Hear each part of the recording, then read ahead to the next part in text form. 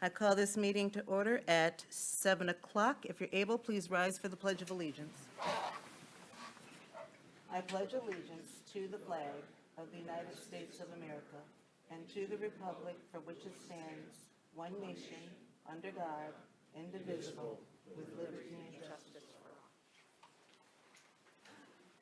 all. Roll call, please. Johnson. Here. Kelly. Here. Mikulski. Here. Polika. Leaksmay. Here. Madam Mayor, I'll just note for the record that Councilmember Polika did indicate that he would be late but will attend the session. So noted. Approval of the agenda. Madam Mayor, I move to approve the agenda with the following edit. I would like to establish item 4B, a presentation on the Axon automated license plate reader camera. We'll move the presentation to, move that part of it up to presentation so that it occurs before call to audience. Support. All in favor? Aye. Any opposed? Okay. All right, then our first presentation that we will have is Parks and Recs Commission, Annual Report and Strategic Priorities Update at 7:02.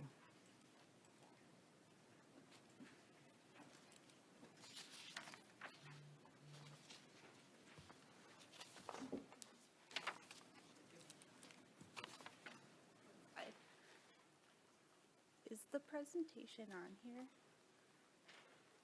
It should be. Just click it and it should be on that. Is this it? Yes, it is.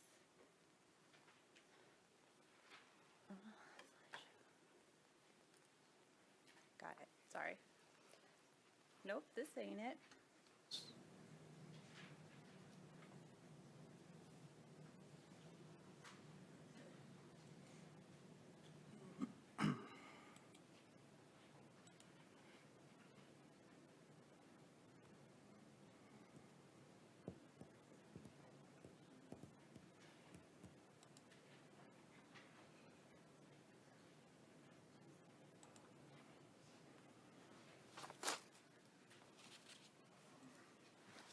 Let's see it on here. Okay. I'm like, am I missing something?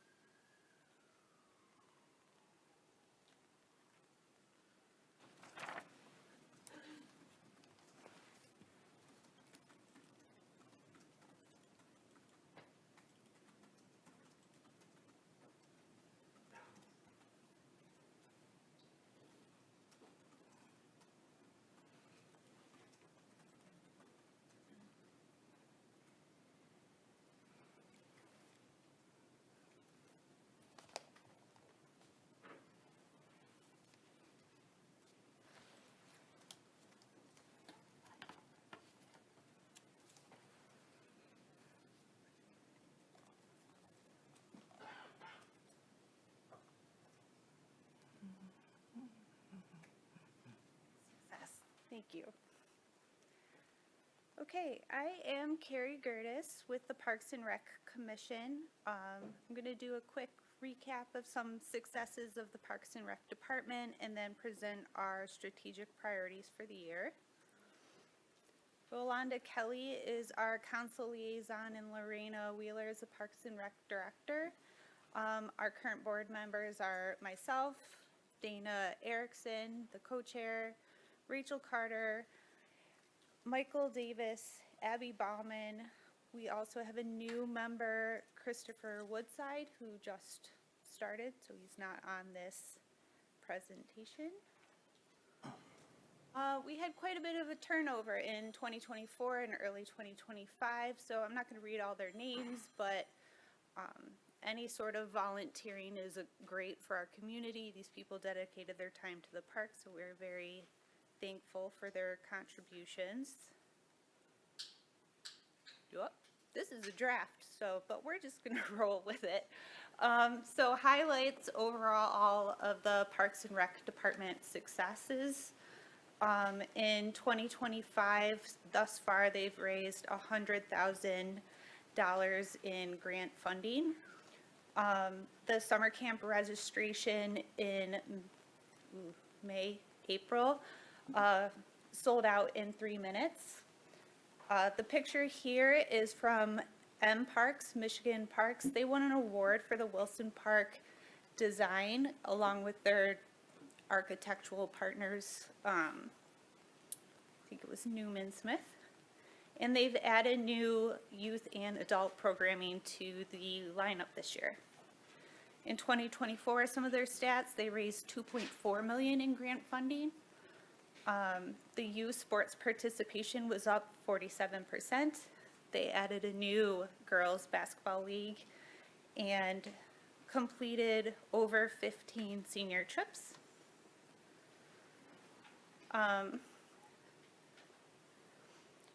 So outdoor parks and community programming is vital to creating an atmosphere and a community feeling in Ferndale. Our Parks and Rec team is a driving force behind it. This is just a sample of some of the events that they put on this year. Every month in the summer, they do Movies on the Hill, which is free at Martin Park. They have popcorn, a DJ, and they show a movie. Their fall festival is a kickoff to their year. It's kind of their main driver. This year, they actually had sponsors reach out to them to support the event, which is a great thing to happen. Our extravaganza, the Easter egg hunt, made a wonderful comeback this year. It separated into 3 separate parks divided by age ranges. Those kids picked up those eggs very, very quickly. I believe it was 2,500 eggs. I just did the Wilson Park one, which was like 3 years old and under, and those eggs were gone in like 2 minutes. They were very, very fast. And then the Santa Parade is another 3-part event. I'll just mention this one because our Santa Parade will be next week on December 6th. It is again starts at Wilson Park. I think it goes to Gary Park, and then at Schiffer Park, your kids can come and meet Santa, and I think they have s'mores and events and things like that. I'm not going to read them all. We're good. Okay, our strategic priorities. We only have 3, but they're kind of wide-reaching. Our board of commission would like to empower the volunteers by supporting, celebrating, and recognizing their contributions to the Parks Department and Ferndale in general. Through this, we want to promote the volunteer portal Amelia for volunteer registrations. This is the same portal that you use to sign up for events or youth sports, but it would be a good asset for the Parks and Rec Department to track volunteers to see how many are attending these events and how many more volunteers they need. As a board, we also want to ensure that we are visible in volunteering at these events, so we've made the commitment for at least one of us to be at every Parks and Rec event. Usually it's multiple of us. Okay. Priority 2, strengthen communication and awareness. We want to improve and drive some of the communication of Parks and Rec's initiatives. These are just a few things that we leveraged this year. One of them is publish infographics about upcoming events. The next slide has an example of that. It's a what's happening in the park, and it's a calendar of upcoming events. The Parks and Rec team has done a great job about posting individual events as they come, but again, they do so many that it's nice to see them laid out in a calendar format. We have a survey coming out for feedback, and more surveys to come. And we intend to share before and after pictures of major projects and communicate the timelines. This year, Martin Park construction completed and Wilson Park construction completed. So they've added beautiful new parks and amenities to the city, and it will be nice to see before and after pictures and kind of see their parks and successes along the way. Next summer, we intend to host some pop-ups at some local parks where you can meet the Board of Commissioners and hang out with us. All right, this is an example of something that was posted on social media as one of our infographics, and it just has upcoming events so that you can be aware of the dates that are coming, plan out your schedule a little bit more, and then you can access the information either through the social media post or through the website on here. Priority number 3, our last priority, is connecting through collaboration. We want to engage in other city boards, schools, and arts organizations. A good example of this is the Martin Park Art Subcommittee that was recently created. The Martin Park bathroom concession facility is going to be going out to bid quite soon, and the construction should be completed this year. On that building, the Parks and Rec Department would like to have a mural. This subcommittee is going to engage with some of the other boards and local organizations to kind of kickstart and get some information and hopefully grant funding on getting a mural on that building.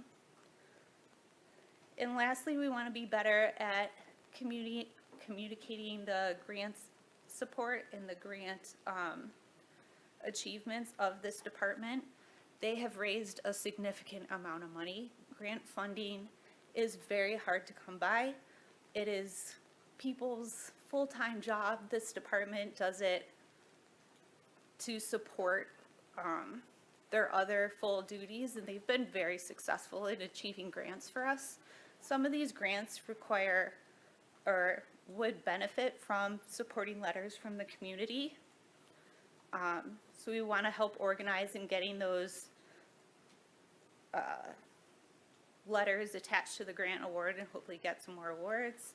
We also want to be better at communicating the grants that we do receive, how they are used, what they're used for. That kind of circles back to the before and after and timeline information of the projects that go along. And that is it. So our board meets the first Wednesday of every month at 6:30. We do have an opening if any of you lovely people would like to come and join us. But if not, there are many volunteer opportunities as well. The Little Princess event in January, they just put out a post and request for volunteers that for the actual event on Saturday and some set up on Friday. So if anyone is interested, please reach out and we'd be happy to help you. And that's it.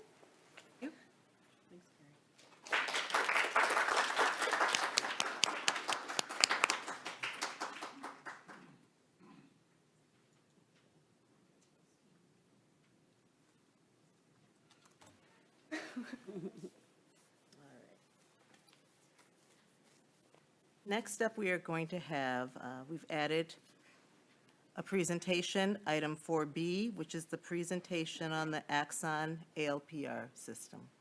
And Chief is up for that.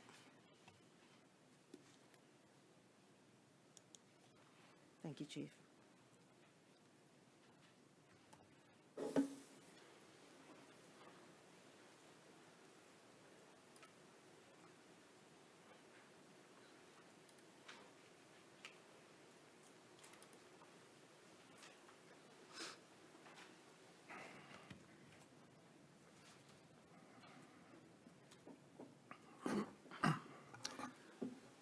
Good evening, Mayor and Council.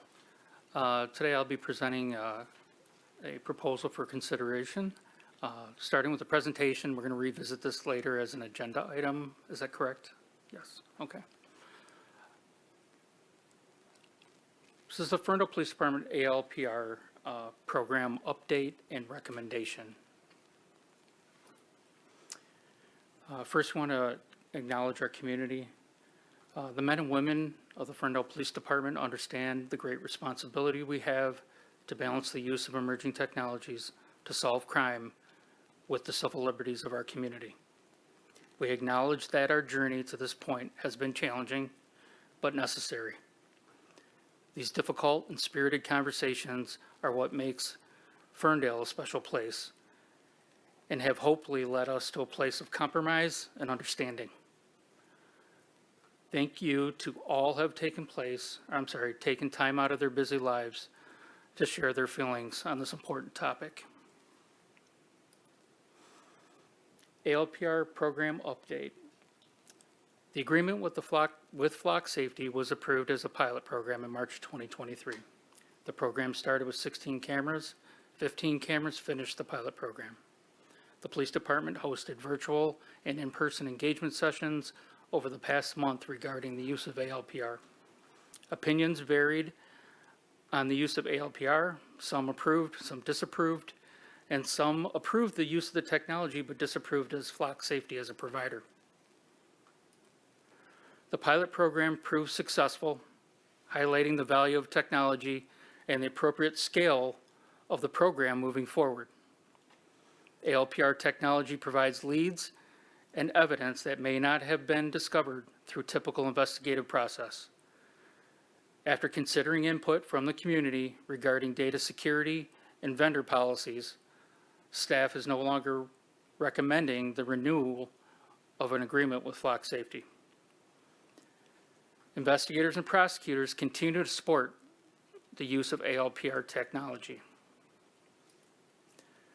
Once it was decided that we would not recommend the renewal of the Flock Safety Agreement, our ALPR services were immediately terminated. Considering opinions from the entire community, we hope to compromise by adjusting policy and finding a more suitable ALPR provider.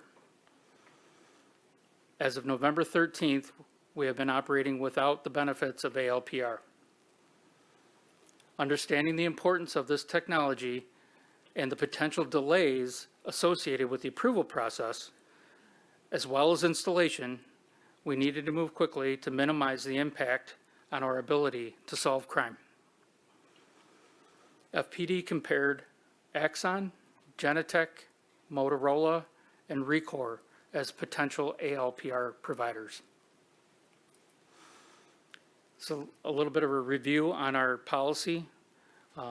Under Section 4 hot list alerts, officers must confirm license plate and photo match the vehicle observed before initiating a stop. This prevents improper traffic stops despite potential ALPR misreads.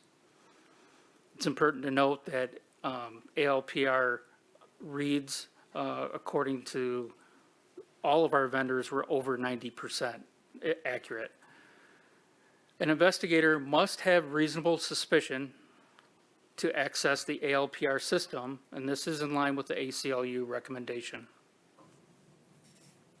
Under browsing audits, the department administration will conduct quarterly network external and organizational, which are internal audits of the ALPR system for policy compliance. Network access sharing, access granted only with policy ensuring oversight and accountability consistent with our own or a signed memorandum of understanding with our department. ALPR comparison. A group of key leaders within our department met with representatives from each of these companies and reviewed their product. The group evaluated each product and provider on the following criteria: data security, product quality and reputation, agreement terms, and cost.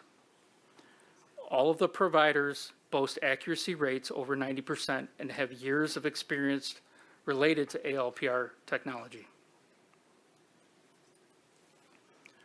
The first company we're going to cover is Genetec.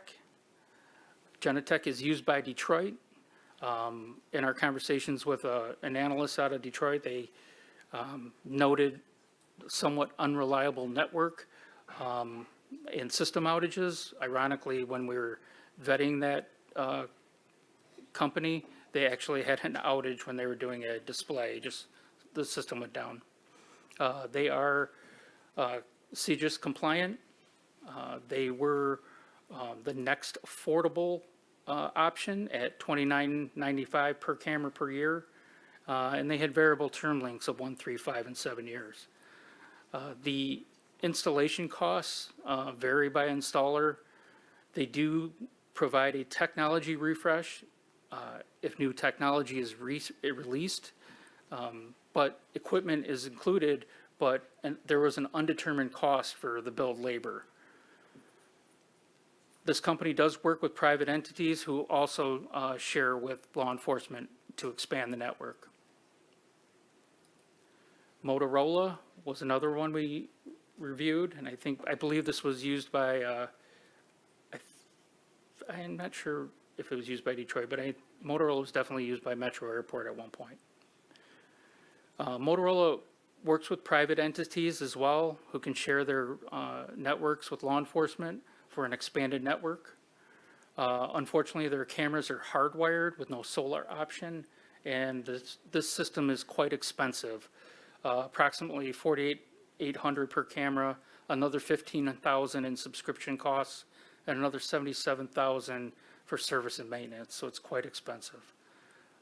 And these are hardwired into the infrastructure, which makes them why the cost may be so expensive. But they are CGIS compliant. Recor is another company that boasted high accuracy, but they must be affixed to light poles. They're hardwired for power, no solar option. They work with private entities who can share law enforcement for an expanded network.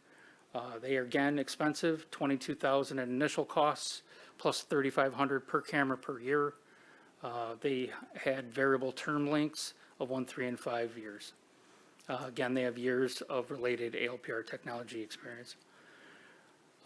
Software upgrades are included. Technology upgrades are an additional cost. It brings us to Axon. Axon is a law enforcement only provider. FPD is currently, has been a customer of Axon for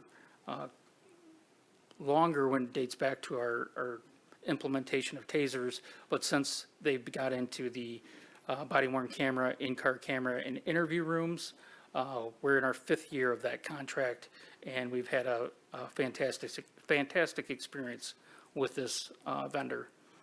They've also been granted the PSAP telephone 911 system that Oakland County has adopted, and will be installing that sometime next calendar year.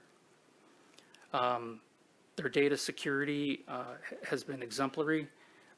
We use evidence.com for all of our digital evidence, all of our body-worn camera evidence, our in-car video recording, our interview room recording is all stored and uploaded on evidence.com, and it is shared securely with prosecutors, city attorney, and the Oakland County prosecutor. And it's really been fantastic tool since they've, since this technology came out. Axon does not have access to our data. We own the cameras and own the data. It is not a subscription. They are CGIS compliant. They are extremely affordable. Approximately $2,400 per year per camera. The network sharing is only on a one-to-one basis with no national lookup where it's everybody opts in or everybody opts out. It's only on a one-to-one basis, which was more in line with some of the engagement sessions that we heard. They replaced the batteries on this and clean the solar panels and maintain the solar panels at 30 months. There's an equipment refresh that's included in this contract whenever a new or updated camera comes out to assure best technology. From what we understand, talking to our partners in Dearborn, is that they will be installing a couple Axon outpost cameras in December, or maybe the first of the year. But they are looking to test and T&E, test and evaluate Axon, from what we understand, potentially moving on from Flock. Here's a side-by-side comparison. You can see they're all CGIS compliant. The one-to-one sharing seems to be consistent throughout all the technology or all the providers. The vendor cannot access the data with Axon and Genetec. Axon is the only one who's only law enforcement vendor. The others deal with the private sector. Accuracy seems to be well above 90% through all the vendors. Affordability really came down to just two of the competitors. Built-in technology upgrades, Axon was the only one who included that in the contract, and only two of them were solar powered, which were where we wanted to lean just because of the cost savings. So. Similar to the last network, there's a hot list when vehicles enter the city. There alerts officers, and they're directly in the patrol cars. It simplifies the verification of the information before initiating a stop. There's some of Axon standards. Axon ALPR allows only one-to-one sharing. Axon ALPR is only available to law enforcement. Axon does not have access to departmental data. If they get a FOIA or if they are subpoenaed, they forward it to us. They don't have access and will not grant it. Axon's data and evidence security has proven track record. We use evidence.com every year on a daily we use it on a daily basis for over 4 years now, with digital evidence sharing with prosecutors. FPD is currently, as I said, in our final year of a 5-year agreement for BWC, in-car, interview rooms, tasers, and evidence. These are some of the misconceptions. Federal law enforcement has access to our ALPR network. They do not. Our ALPR network is being used for immigration enforcement. It will not. License plate misreads are occurring at a rate of 40%. Axon accuracy rates are approximately 93 to 94%. ALPR networks are a violation of Fourth Amendment. ALPR technology has been found to be constitutional in dozens of court cases nationwide. ALPR cameras automatically report suspicious activity by innocent people going about their daily business. This is not correct. Information is only gathered by investigators conducting searches driven by intelligence. Additionally, this is not video surveillance, and this is not facial recognition.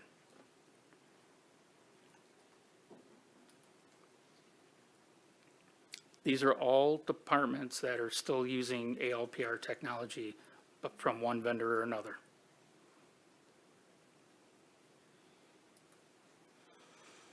Our findings and recommendations. ALPR is shown to be an effective force multiplier for patrol and investigations. It generates leads, led to arrests, and closed cases that would have gone unsolved in some cases. The data analysis shows a correlation between traffic volume and hot list alerts.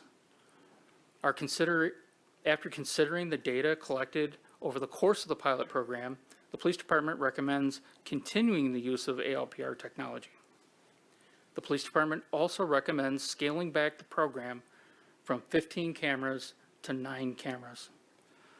The proposed agreement includes installation, 5-year service and maintenance, and the technology assurance program, which is the upgrading of the technology should it be improved.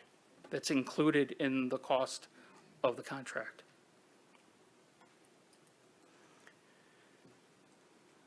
The funding recommendation, the police department recommends funding the ALPR program with drug forfeiture funds. As many of you know, but maybe not people in the crowd, drug forfeiture funds come exactly from that. They are seized funds from typically the Drug Enforcement Administration, that we have to use these funds for a specific scope that is law enforcement specific. It cannot be used to fund programming or capital or items outside law enforcement. This is not taxpayer dollars per se.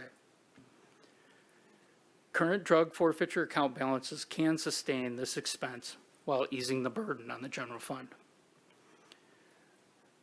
What we're saying is the funding that is funding the ALPR is not costing a program in some other department, whether it's sustainability or Parks and Rec, and it is not costing somebody a portion of their wages that would potentially stop someone from being laid off, or it would not impact that decision. The cost is approximately $2,465.95 per camera, 9 in total per year. The first year of the contract is deferred. We already have budgeted $27,000 for year 2, 3, 4, and 5 out of the forfeiture account. The total cost of the program is $110,967.60, and again, that's over a 5-year period.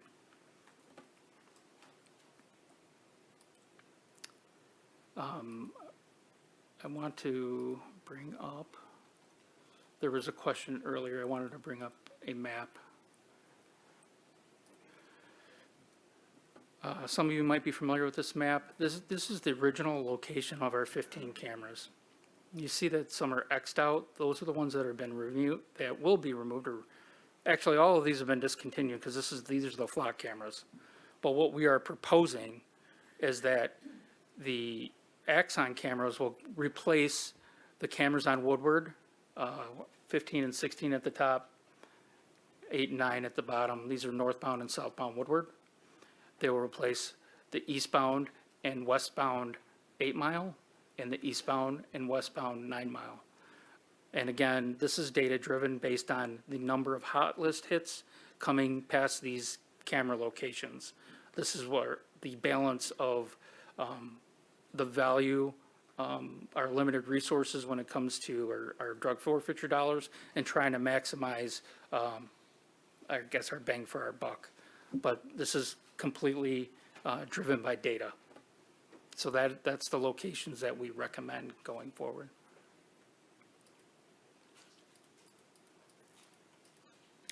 With that, I have here with me Jordan and Dom from Axon. They traveled great distance to be here as a resource for all of you. If you have any questions for myself or Dom or Jordan, I suppose this would be the time. Thank you. Thank you. I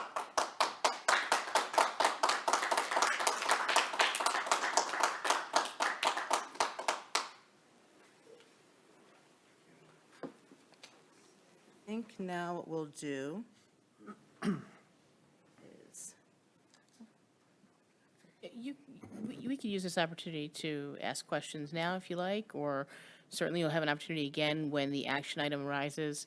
I just will add to the presentation, in our research of these alternatives, it was definitely clear that Axon was the sole provider that aligned most directly with the goals that we were aiming to accomplish in our existing policies, being that we had ownership and control over the data, that we had no third-party access to the data, and gave us the most concrete controls over avoiding things in the future like facial recognition technology, human analytics, or real-time monitoring.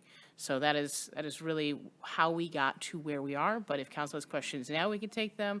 Or if council has questions during the actions, we can take them. Or, hey, you know, you can have 2 cracks at the apple, guys, whatever. what I'll do is, do we have questions now, or do we want to just go to call the audience to let the audience? It might make sense to go to call the Okay, audience. all right, and then we'll, okay. Thank you, Chief, for now. Thank you.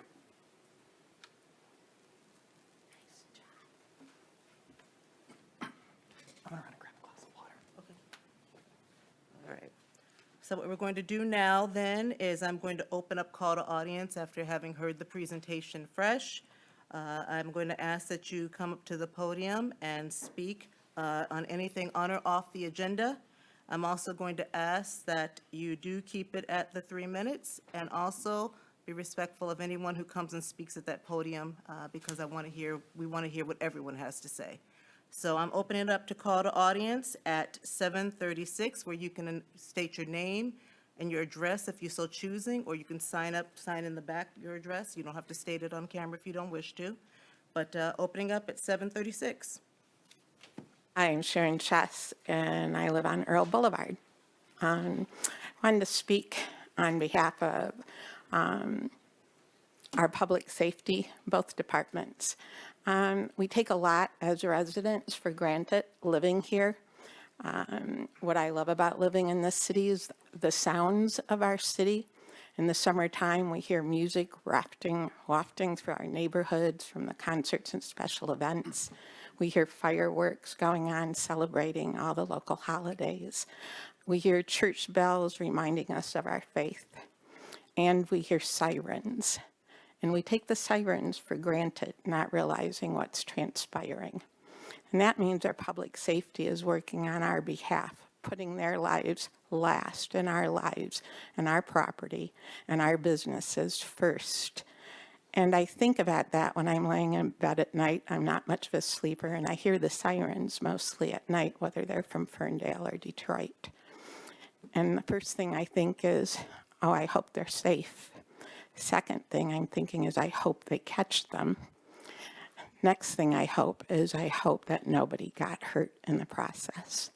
But I think we owe all of our public safety, both police and fire, every opportunity to have all of the tools that they need to get the job done and to keep us safe. Thank you.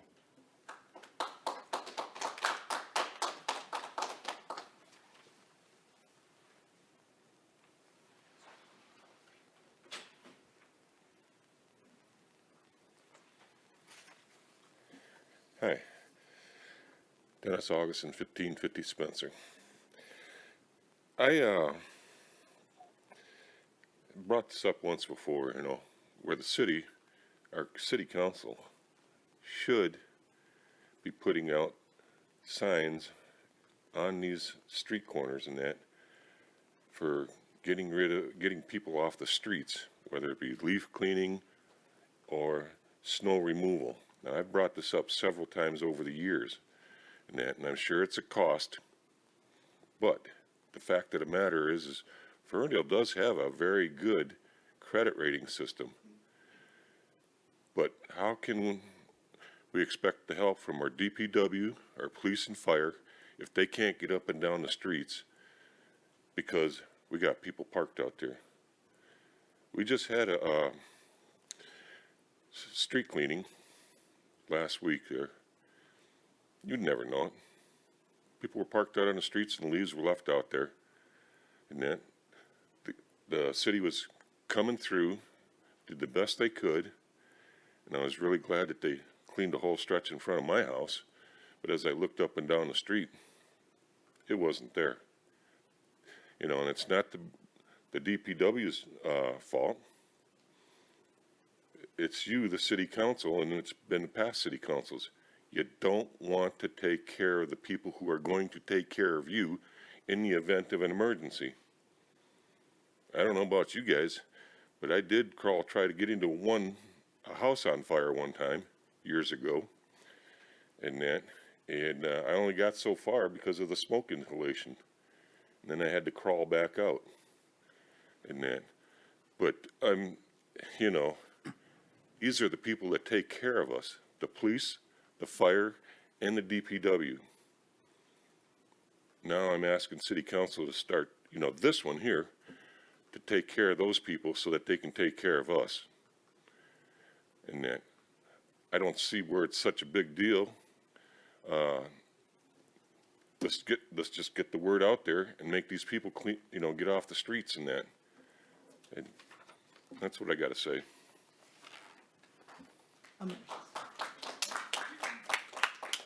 Madam Mayor, could we plan on maybe a presentation at the next council meeting about like what our enforcement policies are with regard to this? Just to kind of refresh everybody and then talk about how we've been approaching enforcement? Yeah, not a problem. Just a point of clarification, I heard both on and off agenda items at this time. My name is Angela Lepard, and I live on East Breckenridge. I trust many of my fellow residents will speak thoroughly to the issues with ALPRs and the importance of not rushing the decision with the Axon contract. From the chances of ALPRs being abused by ICE to the understanding that ALPRs do not prevent crime, I'm sure my community will cover it all. I would like to speak to the process the city described as community conversations regarding flock and ALPRs. The Zoom meeting was primarily a hard sell on the flock system with the police chief and flock representative. The in-person meeting quickly transitioned from the contract ending with flock and a hard sell on the APLRs. The city did not have representation from the ACLU or other people specializing in legal or ethical implications of using flock or the like present at either meeting. A short time was given to actual community input. The planned releases around the same time felt more intentional than any part of the meeting that involved the community. There were calls to being respectful during the Zoom meeting, but there was a very active pro-flock poster allowed to stay anonymous and to continuously post while named Ferndale resident. At the in-person meeting, when I shared my very personal experience of how police treated my grandfather and the very real threat that ICE is to all people not white, I watched as one of the police captains kept shaking his head and placed his hands on his ears. I'm watching videos of ICE agents kidnapping citizens, holding indigenous people, and true terror being experienced by those I care about. Why don't my concerns matter? Better yet, why wouldn't the city's approach be to get different experts at the table to ensure I should not worry, instead of somebody dismissing my experience? At best, these community meetings were another performative act. It's like the raising of the Juneteenth flag while using technology to target our mostly Black neighbors. It's like having meetings with community leaders about policing relationships the day after you shake your head as people are sharing their concerns. It's like saying you want to listen to Black, Indigenous, and other people of color, but those same people are called bullies when they try to share their very real concerns. In the words of James Baldwin, I can't believe what you say because I see what you do. I think the last election showed that people want change. Genuinely. If you want to seek and serve and represent us, please be intentional, listen, and use these community meetings that have happened and the rush you have in making this decision as an example of what not to do if you truly want to build trust and want to listen to the most vulnerable. Thank you.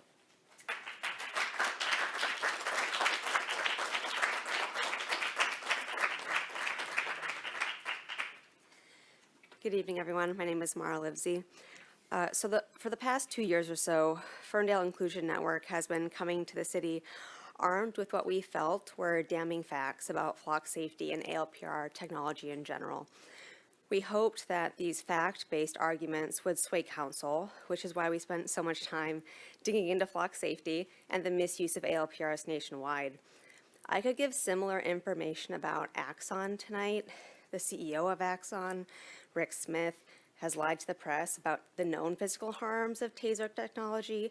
He lied to the SEC about some founding story of high school friends being shot when these friends did not know him.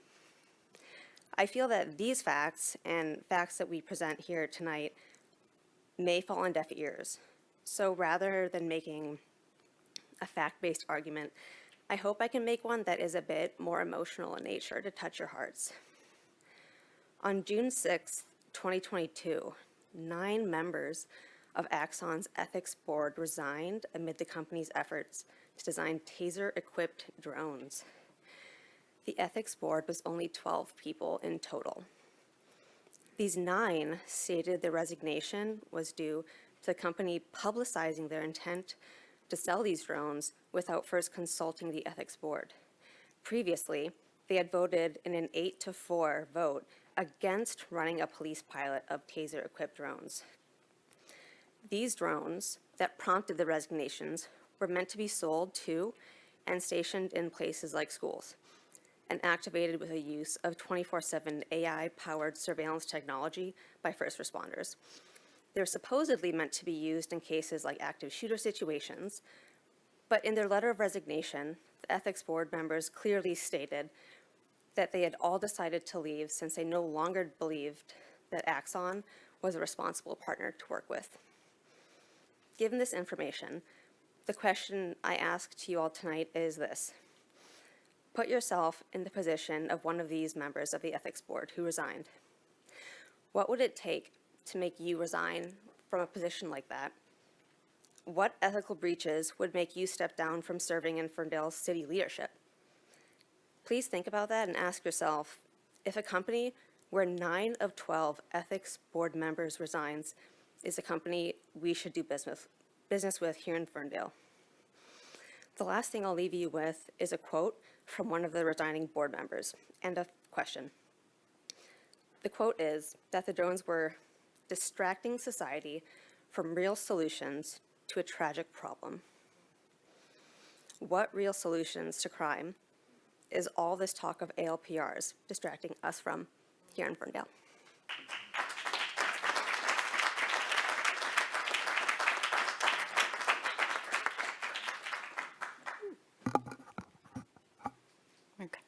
Good evening, Mayor Leaks May and Council. My name is Andrea Popovich. I live at 1445 Pinecrest. I want to speak tonight about the proposed 5-year contract for the new automated license plate readers, also known as ALPRs. I want to start out by saying that I've participated in the Citizens Police Academy, I've participated in Fern and Learn, and I've had officers in my own backyard during the Backyard Police Meet and Greet events. I've met many of our officers, and I genuinely value community-based policing, the what do you need and how can we help approach. For those reasons, this proposal feels especially disappointing. We just ended our partnerships with FLOC, and for a good reason. Across the country, we've seen FLOC data used against communities, including ICE accessing information to track and intimidate residents. And in Ferndale's own documentation, the police department cited privacy concerns as failure by FLOC to prevent unauthorized agencies from accessing our data. That is a serious breach, and it shows how easily these tools shift away from protecting and towards surveillance of citizens rather than for them. Given that experience, the speed of this new proposal is concerning. We ended FLOC only weeks ago, and in about a month, the department has vetted 4 new vendors, selected one, obtained a detailed quote, and is now asking for a proposal for an approval of a new 5-year contract agreement. A contract that newly elected council members, whom residents just chose, will have no say in. That feels rushed. And when we're talking about technology with deep social, ethical, and privacy impacts, speed should not be the priority. Trust, transparency, and accountability should be. It's also important to remember that Axon is a publicly traded company. Its legal responsibility is to its shareholders, not the residents of Ferndale. Companies that collect citizen data, especially surveillance data, are incentivized to grow, expand data systems, and minimize liability. Their structure simply does not align with protecting resident privacy or limiting government access. ALPRs may help solve crimes, but they also create vast logs of movement data about every single one of us. And history shows how often that kind of data is misused, breached, or shared outside of its original purpose. All I'm asking is that we slow down, allow the new council to weigh in, let the community fully understand what we are signing up for. And please, do not lock Ferndale into a long-term surveillance system just weeks after leaving one that exposed us to harm. Thank you for your time.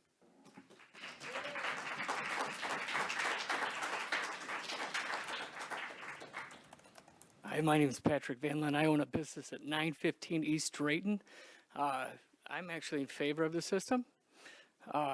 I understand the concerns that people have brought up, and I think they could be valid, but I can't think of a better place than Ferndale with a strong city council, strong government, and a police force that I believe genuinely cares about the community, wants to do the right thing.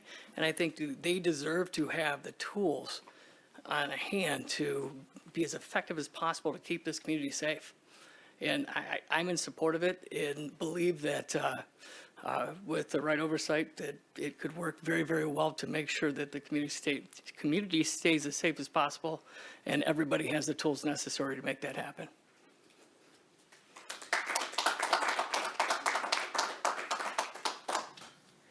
Evening, Mayor, Council, neighbors. My name's Eddie Sabatini. I'm on Pearson Street. I'm not here to comment about Axon or ALPR Tech itself, but about the timeline and how it aligns, the timeline of the decision and how it aligns with our public engagement standards.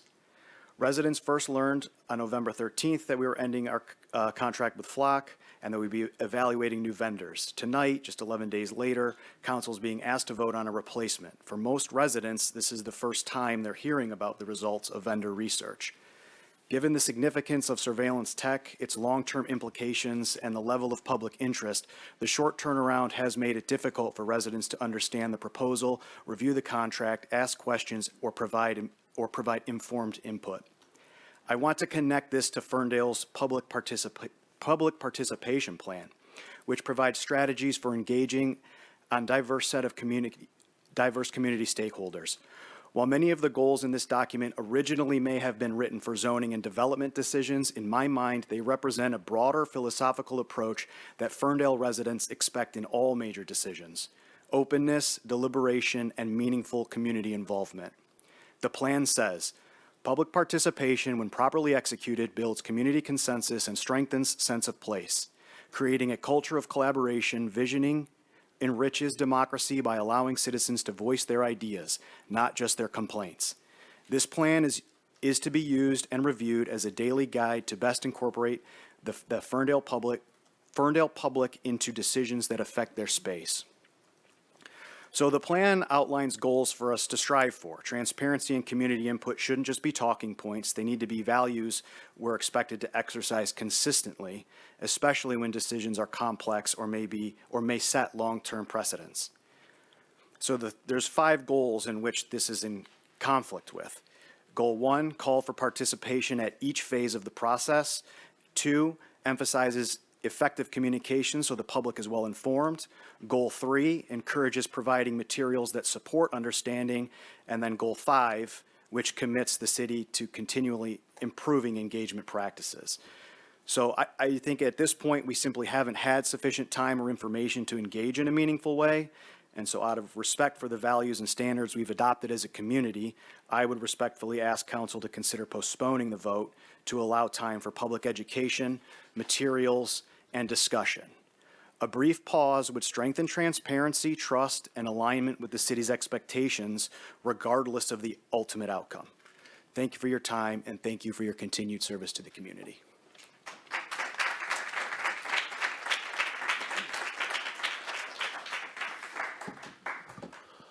Hi, my name is Dan. I live on Silman Street.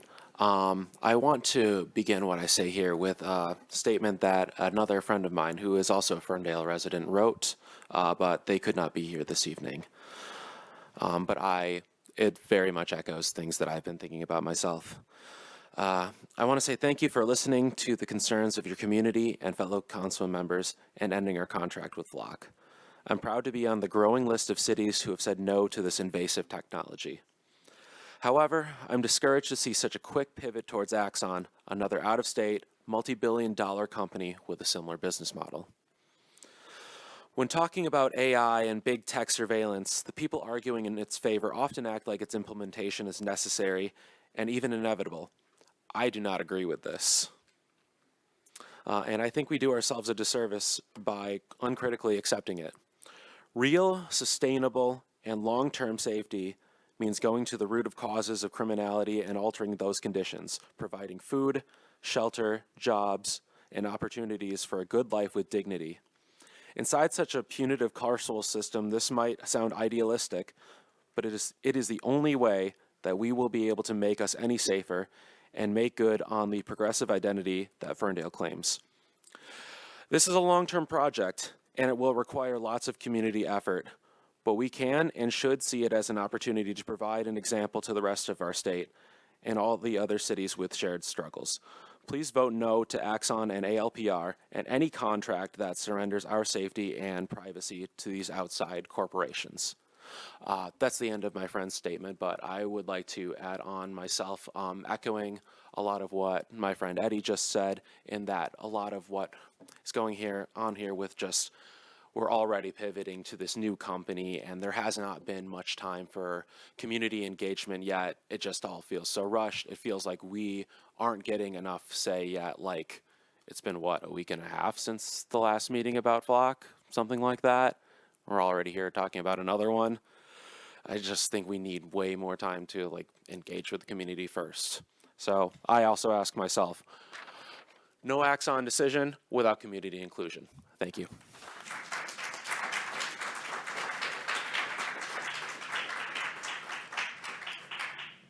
Good evening. I'm Chris McLonis. I live on East Marshall, east of Hilton.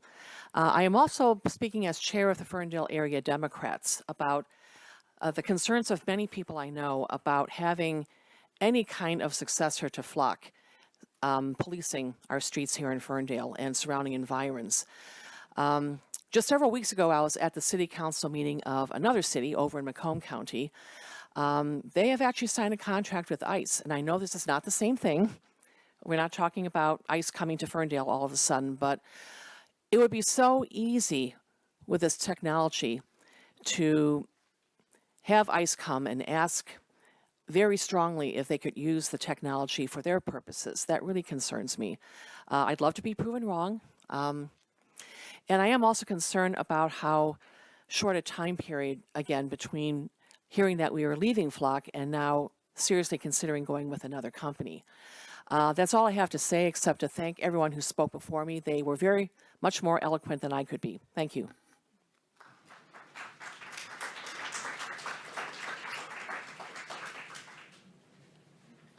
Good evening. Hi again, Kat Latosh again, West Breckenridge, also part of the Ferndale Inclusion Network. I do want to thank the police department for ending the contract with Flock. I think everyone here, a lot of people here appreciate that. I'm going to keep my remarks rather short because I've been up here a lot in the last several months. But my formal request is to ask you to delay a vote on Axon until the community members and legal experts have provided a thoughtful and balanced review of the pros and cons of using technology with this company. Like the last two town hall meetings, you've heard Angela speak about the experience there that was not about an open dialogue and was not balanced. It was more of a sales pitch. And this is experimental technology. I want to emphasize that. The cameras may not be new, but providers are combining it with new equipment, new software, and artificial intelligence, all of which are developing at lightning speed, and it's largely unregulated.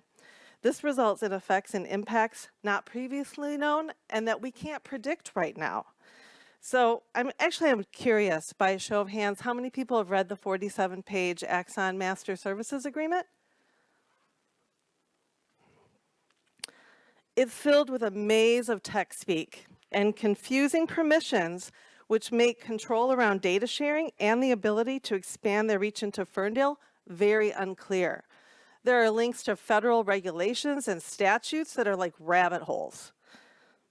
So I had an attorney review it, and even they had a hard time tracing it back. So I hope Ferndale will be doing that. Many community members are concerned about this because it needs expert deliberation, review, protecting civil liberties. Nearly 300 people either signed a petition to end Flock or emailed you directly about their concerns in the last several months. 300 Ferndale people. Given this and all the reports that have come to light, it's really frustrating and discouraging to see the council take this up so quickly, like so many other people have mentioned. We want community input. We want open dialogue to really explore the risks. You know, people, even those who are in favor of this technology, I think would agree that they want the city leaders to make thoughtful decisions that include people, that are informed. one that protects our civil liberties and our personal safeties. We want inclusion, we want to be heard, we want safety. None of those community values are being honored if a vote happens tonight as presented on the agenda. So I'm asking formally again for you, the City Council, to delay a vote on Axon until a diverse group of community voices and legal experts have been able to provide a thoughtful review of pros and cons on the subject. Thank you.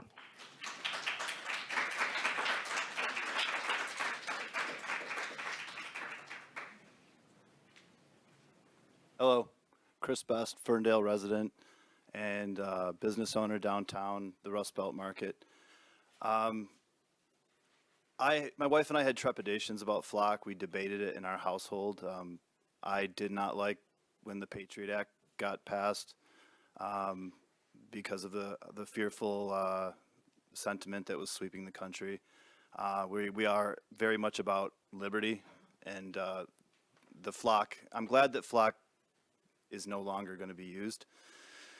It was kind of a creepy organization, and it sounds like from the presentation tonight that Axon is not Flock as far as the information that I was presented.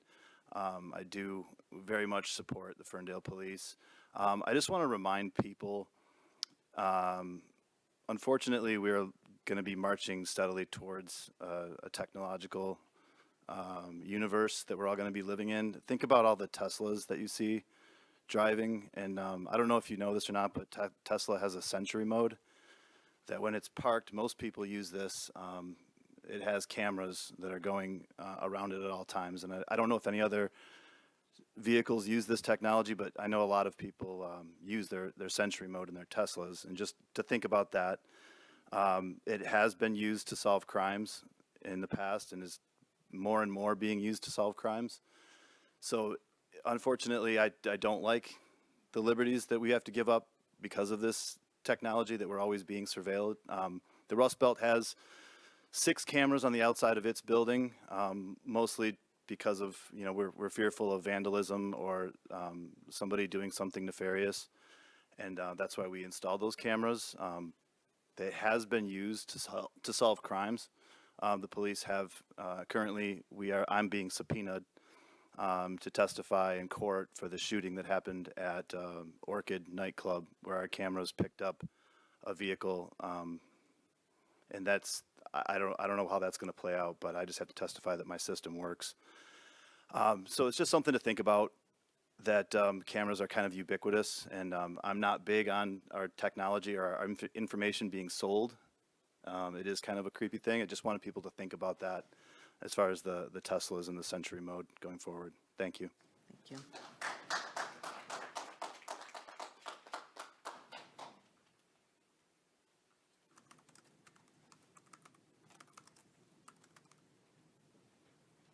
Hi, everybody. Hi, Mayor. Hi, City Council, neighbors.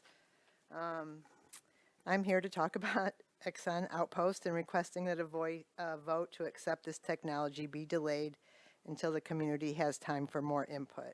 In addition, I'm still calling for a civil liberty expert to be a part of a true community conversation. A sales pitch from Flock and armed police is not a conversation. It is also not a conversation when a captain covers his ears when citizens are talking. It is not a conversation when we ask for civil liberty experts to be present so that we can all get their knowledge and the chief just has a private conversation. Be very clear that these performative actions create more distrust. The chief has no data to show that this ALPR technology reduces crime. He said he knows how crimes are solved. Well, that's not really good enough. Switching to Axon Outpost and calling for a vote in less than 2 weeks is unacceptable, and I request once again that we as a community have a real conversation that is facilitated by a third party and includes experts who offer other ideas of protection. City Manager Colleen O'Toole said that it is not the norm of our operations in Ferndale. Well, I propose that we change those norms. It seems that everybody wants that. I also want to add that I have been a victim of crime. There was a lot of talk in past meetings that, if you've ever been a victim of crime, you would want this technology. I was assaulted by a stranger with a knife to my throat. My cousin was robbed and murdered, and my aunt that lived 3 doors down from me was raped by 2 men in the driveway. So I'm not, just living this little sheltered life, and I don't want this technology. I believe that mass surveillance is dangerous and does not provide safety. Thinking about and protecting ourselves for the future is just as real as anything the police department does. The Bill of Rights was created to protect people's freedoms in the future. A future of mass surveillance is grim. We have examples of that in the U.S. prison system. Do people feel safe in prison? Surveillance technology has created an open-air prison in Palestine. That could be our future. That could be anybody's future. These tech companies sell safety, but their motive is always profit. Axon will likely try to convince us in the future that we can't be safe unless we have drones or some other technology. When does it end? The chief stated that there has always been new technology, starting with fingerprints, radios, etc., since the beginning of the profession, which we know was slave patrols. Stop normalizing surveillance.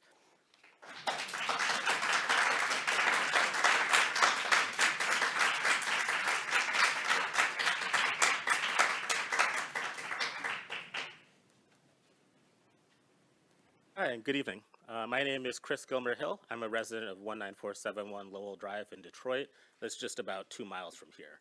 I'm speaking here because the decision that you make today is going to impact the safety of everybody in this part of Metro Detroit. And I do not believe that it should be made in the space of just a few hours. Like so many commenters before me, I'd like to urge that this decision be pushed off and that much more public input be considered.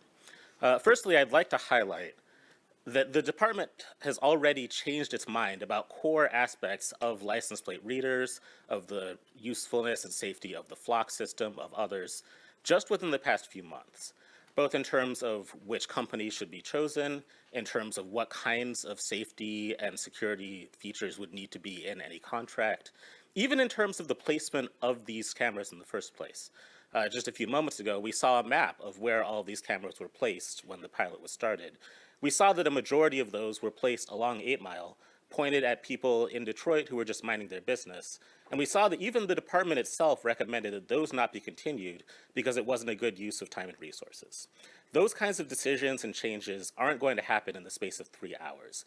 You need public input, public scrutiny, and real time to consider this very meaningful decision. I would also like to highlight, as was pointed out by other commenters before me, this is a for-profit corporation. Axon is not altruistic. Axon is facing the same market pressures, the same incentives that Flock faced, that so many other corporations faced. And as soon as Ferndale signs any contract with any of these corporations, you become the product, not just the customer. These corporations have already decided to bet on AI, to bet on facial recognition, to bet on the idea that when they sign a contract with you, they'll be able to sell the data that you provide them one way or another. And we know that the contract that's before you right now does not protect the people of Ferndale from that happening. We know that this is a company that one way or another wants to sell the data of people here in Ferndale to ICE, to anybody that wants to use it to target someone getting an abortion, to anyone they can sell it to, because that's their incentive in this for-profit landscape. And it is absolutely your responsibility to ensure that anything you sign with any corporation protects the people of Ferndale from that. I would like to highlight that this contract that's before you does not protect people from that. It's your responsibility to do your diligence, to get input from everybody in Ferndale, to make sure that you're protecting the people, not just in, but nearby, from this technology that will impact people's lives. And so I would urge that you not make that decision in just a couple of hours. Thank you.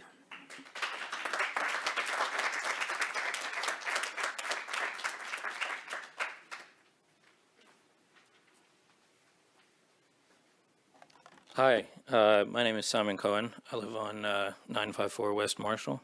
I had a whole joke bit written out poking fun at the way we were handling the whole ALPR stuff, but I don't think it's the time. I want to put forward my vision of public safety. I believe a safer city is one that has less crime, not one that solves more crime. Solved crime is still crime. The police have brought up many of these crimes, including horrific road rage murder. These crimes have been used to support the arguments for increased punitive measures. Why do we not hear them proposing measures to reduce the conditions that led to these crimes in the first place? We spend a huge fraction of our time and effort punishing. We spend so little lifting up and healing. No amount of incarceration or fines will bring restorative justice to victims?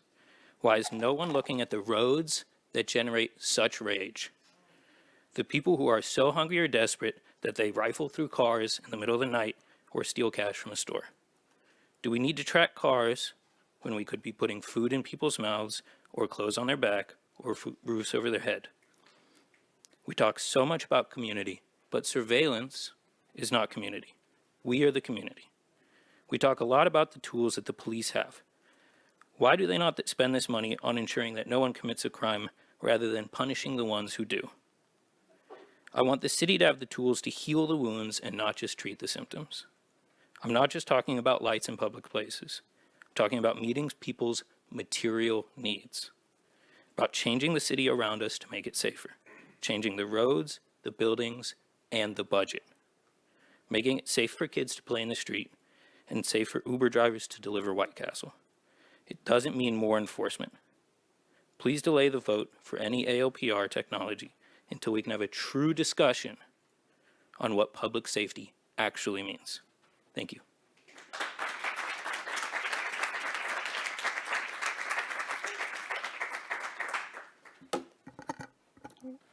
Hi, my name is Deanne Uxall. I live at 954 West Marshall Street.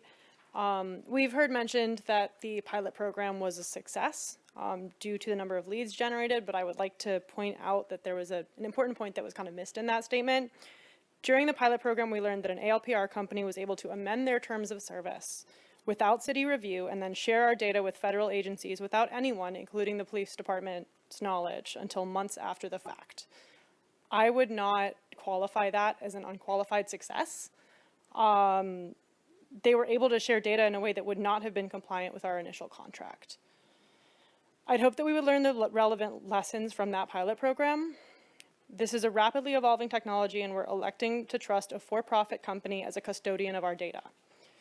A for-profit company that can change up the rules on us with the terms of service change that, as far as I know, we're not really protected from. I'd also like to mention that in our latest community town hall, we were informed by Chief Emmy that there would be community input and dialogue while vetting alternative vendors. And here we are, less than 2 weeks later. We have an alternative vendor being brought for a vote with no community engagement, just an agenda item slipped into a meeting agenda with no publicity or fanfare. Starting this contract off with a broken promise to the community does not lay the groundwork for trust and transparency around policing.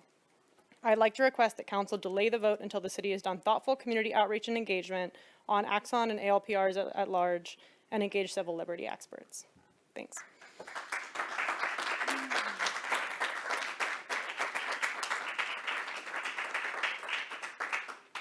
Hello, my name is Lindsay Terhar. I live on Meadowdale Street, and I'm here to echo what many people before me have said. I have real concerns about the quality of the community engagement sessions that we've had to date. I have concerns about the timeline with which this was rushed through. We were informed a mere week and a half ago, I think 11 days ago was the press release that also stated that the community would be informed as this progressed. Bringing it here, bringing this information up, this is a huge contract to ask people to review and understand and make sense of, and then be prepared to have an opinion on. And now it's already being pushed forward for a vote. And it just feels very performative. It does not feel authentic. It feels very much like we're trying to ram this through. And I know the chief has stated many times that there could be delays where without this critical technology. Before March of 2023, we didn't have this technology. I know that it's supposed to have provided a great benefit to us, but I did live here before March of 2023.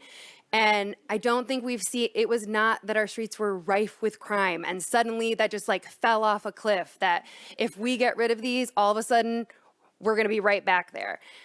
So I understand that they see this as critical, but we're also hearing that community engagement is critical, and that might take a little bit more than 12 days. So I'm asking that we spend a little more time engaging the community authentically on this, and I would also love those conversations, again, to echo what people before me have said, to talk about more than just punishment of crime and surveillance, but what are we doing to make our community a safer, healthier place proactively a better place for our residents, our guests, and our neighbors. Thank you.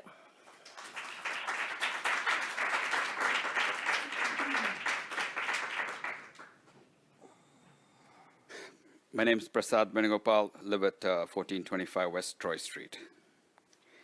I can't say anything better than what many people in this room have said about the move to Axon. So I'm just going to tell you a little story. Wilhelm Röntgen discovered X-rays in 1895 and immediately saw that the biological effects of it, including hair loss. About a year later, there was a Viennese doctor who realized that he could treat hypertrichosis, excessive hair growth, using these X-rays. So over the next few years, that's what doctors and radiologists started to do. They knew very little about this new thing that had been discovered. So throughout the early 1900s, you had doctors and so on who were trying to treat skin conditions and hair conditions by just shooting X-rays at them. So along comes this doctor, Albert Geiser, his name was, an American, who started doing the same thing. And he actually invented something known as a Cornell X-ray tube. So it's a lead-lined tube, and he would shoot X-rays through it, and then inside there was a little window on one side, and I'll come back to what that window was about. Basically, that's the part that was getting treated. You would stick it in close to that window. So he knew the dangers of X-rays because he had himself suffered serious radiation injuries in doing all his experiments and trying to build that Cornell tube. But anyway, he decided that there was a lot of money to be made in doing permanent hair removal for people. So in 1924, he starts this Trico Sales Corporation with his son. And what they do is they build these Cornell X-ray tubes and they lease them to various beauty salons. They actually did it between like 1924 and 1930. There were about 75 of these beauty salons all across the United States in about 25 cities, including one in Detroit. It was called the Trico Hair Salon. And the whole idea was that if you wanted to operate this, you were a beauty salon person, you could do it. You didn't need any medical training. You just had somebody come in there. And you know what? Those mostly was women. Why? Because in the 1920s, you had the beauty industry becoming a huge industry, and women who had excessive hair on their arms or their faces, typically Eastern European women, working class white women, were seen as less racial stock, meaning that they were seen as racially inferior people. So one of the things they did is they wanted to get rid of this. So they would show up at these beauty salons because they didn't want the old style where you had to use the waxing or you had to use the electrical currents that were in your skin, that you had to put in the skin with the needles and all of that. So they would show up here and they would sit in front of this little window in that Cornell X-ray tube and get blasted with X-rays. And you got 15 treatments. And what happened? Well, it took another 10 or 15 years for people to realize that you got cancer from this. So it was in the 1930s, late 1930s, when these beauty salons stopped using this. The American Medical Association, the experts, had been warning of this for 30 years. But it took until after World War II and Hiroshima and Nagasaki for people to recognize the dangers and the absolute horrors of X-ray radiation. That's how long it takes before we realize what harmful new technologies do. We need to take the time to think about what it is, what dystopian world we're going to lead ourselves into. That's what I think is important. Thank you.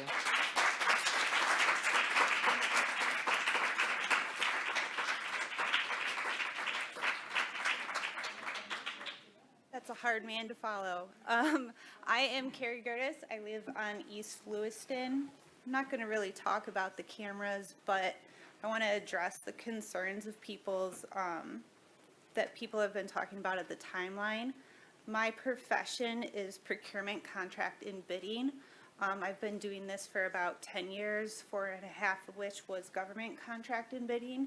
It is standard to have something out for 30 days, plus an evaluation, usually including members outside of the department that is procuring, in addition to community meetings. Even in a quick bid situation, that would be 11 to 15 days. Issues of public safety and technology do not qualify for quick bids, and you still have to do the evaluation in the meetings. The flock community meetings could not be used for evaluation and community input for the new contract. So I do also have concerns about how quick this is and how it was procured, and I just want to validate some of the people who have spoke about the timeline.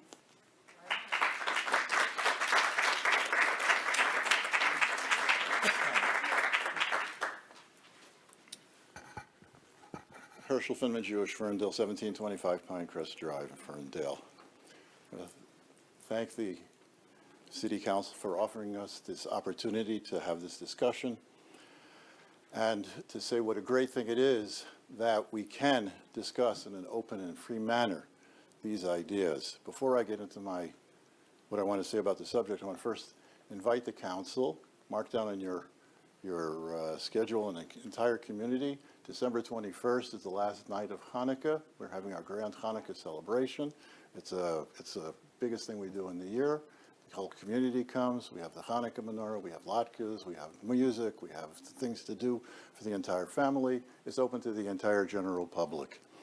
It is for that reason, the general public, that Jewish Ferndale is very much in favor of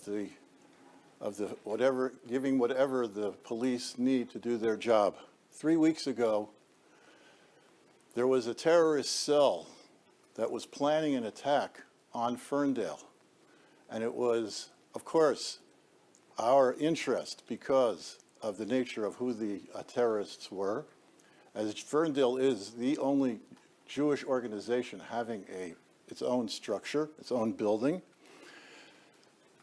And it was only because of electronic surveillance was that attack thwarted. And it can only be through the means which are available with new technologies, and not to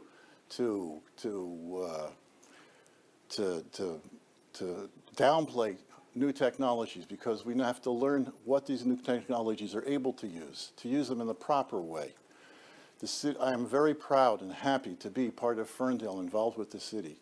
The Ferndale Police Department is a model and exemplary department for not just the area, but for the entire county. There is a program where if someone is suffering from a drug problem, they can come into the Ferndale Police Department with their stash and say, here's my stash, I need help.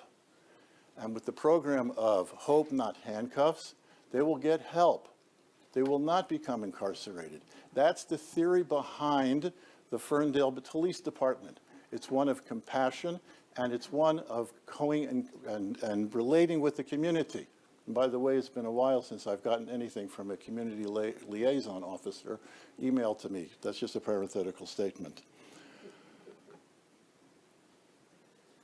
As far as the idea of camera readings of license plates, I want to ask, what the family of Mahmoud Diali, what are they thinking about camera readers? The justice that was served. I'm a volunteer chaplain for the department. I go every Thursday, and I know that on Wednesday, the perpetrator of that crime was arrested because I saw him on Thursday. And when I went and I looked, I didn't know who he was, but I looked into the face of evil. And I was very glad that he was there. And it was done in such an officious and expedient manner. And when the city, have to allow the city police department to do their job in the most efficient way possible. Thank you. Thank you.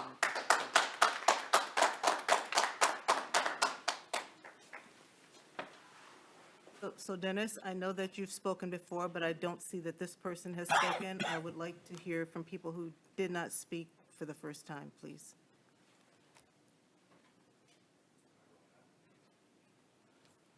Good evening, Mark McConnell, 22901 Woodward here in Ferndale. business owner for 26 years. I spent the better part of 2 hours this past week with 2 special agents investigating the foiled ISIS attack here in our city. My business was specifically called out in the affidavit released to the public. We had over 100 people in line until after midnight on Halloween night. The bloodshed would have been horrific. I'm thankful that the system and the agencies involved were successful. I can't imagine what would have been to our community. While the agents would not comment directly on the techniques used during this particular investigation, they did say that through both their experiences, license plate reader systems have been extremely helpful to law enforcement pursuing a variety of violations to include, or not limited to, child abduction, fugitive task force, trafficking, and many others. One misguided individual here in this chamber last week told me that the ISIS attack wasn't imminent. I just walked away shaking my head. Do we want the officials to wait for the people to be killed and then use the available technology to find the criminal? Or do you want does your family have to have a catastrophic event or need to have the police help? I want this technology used in the appropriate manner as another tool to aid in the apprehension of criminals, helping our police departments investigate leads, and finding the missing people or helping in an Amber Alert and many other situations. Please vote in favor of it. Thank you.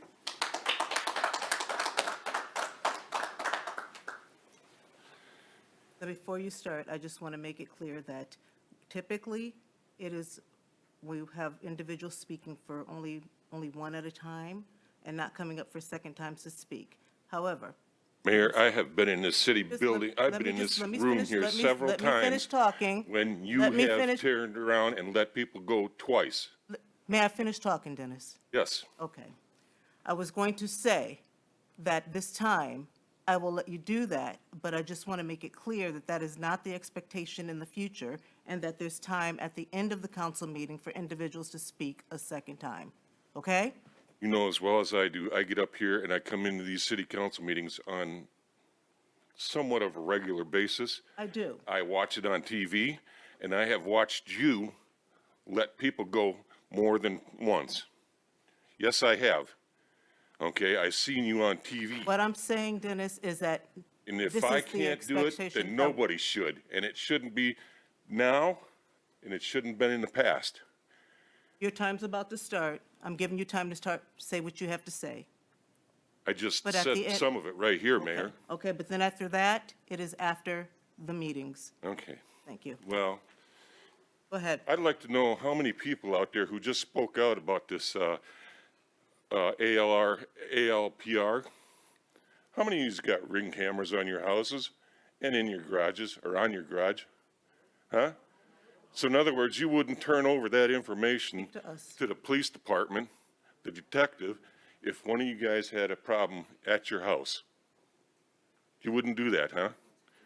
Dennis, I got address the council, please. I got- I don't no, want. I mean, I got it, and I tell you I don't what. want engaging with the audience. Please address the council, please. Oh, I am gonna address the council, Okay. but I mean, the council, I gotta wonder, why wouldn't you protect yourself, which means going out into public? Okay? And public being these police officers, these law enforcement agencies, having cameras out there. Okay? That one lady talked about, well, I'll tell you what, she had a rough life there with all the things that happened to her. But, you know, in my neighborhood, in my house, I would turn my camera over if something happened at my house. I would make sure that the police chief, the detective, anybody who comes in from Ferndale would have access to the video, because you know why? Because I can videotape from my house across the street, and at a wide angle, it pivots around. And those of you who get all these cell phone cameras and computers, I know you must know how to use Facebook, because there was a lady in my neighborhood a few years back. She used it and put the guy's face on camera on the Facebook. And then the guy that was robbing her garage. So, I mean, I'm all supportive of this license plates reading. And then I think it's another form of security, really. That's it. Thank you.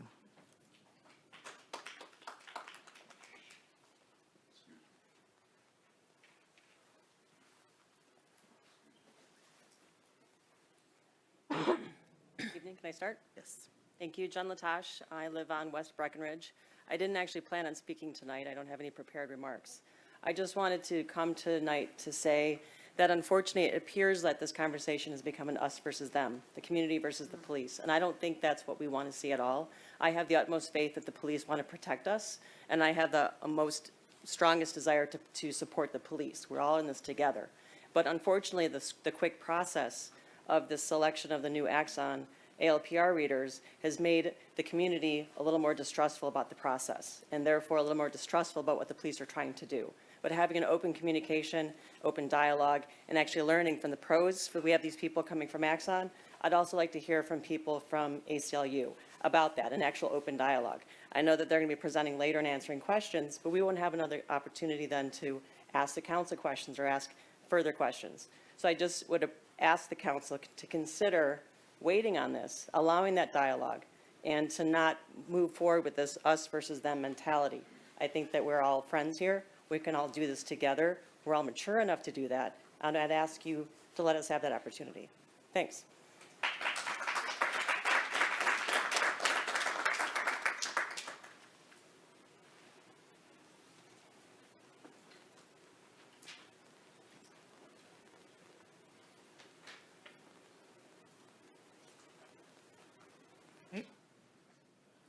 All right, we are closing call to audience at 8:32.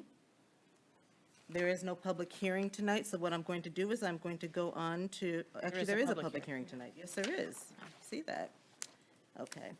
We have a public hearing regarding the Community Development Block Grant Project Year 2026 application.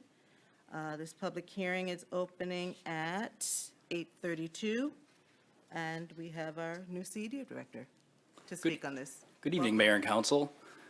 Taking a little ALPR break here to briefly speak about our application tonight. During this public hearing process to inform residents about what this Community Development Block Grant is and about our application. Just briefly, CDBG is a funding program provided by the U.S. Department of Housing and Urban Development to keep communities sound, attractive, and economically viable. HUD disperses funds to counties, and then counties disperse those funds to municipalities for projects and services. There are some changes occurring this year in the process.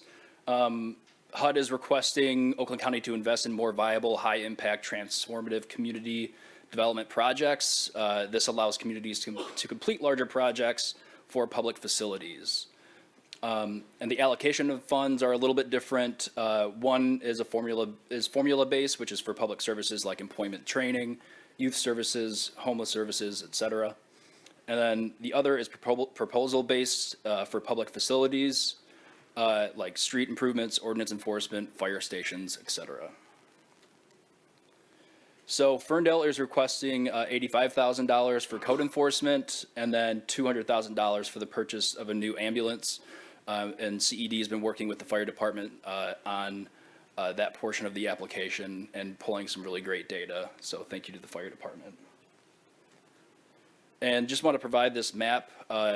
Ferndale has approximately 50% of eligible area-wide benefit block groups, which the funds that are allocated towards the city, the services or the programs need to be utilized within these shaded areas. And just the gross household income limits for extremely low income, very low income, and low income households. And then the tentative timeline. So we are here. We are soliciting citizen participation, hosting the public forum, and then hopefully getting board's approval tonight. And then with that approval, we will move on to the application, which is due December 5th. And then the other steps are mostly reviews and disbursement of those funds next year around this time. So with that, any questions? I'll do my best to answer, or I'll defer to City Manager O'Toole. Well, the first thing we're going to do is, I probably should have opened it up and had a motion to open it up. All right, but we'll go on. I'm going to open up to public comment first to, if anyone has any comments regarding the CDBG block grant. Through the chair, you're opening the public hearing. Yes.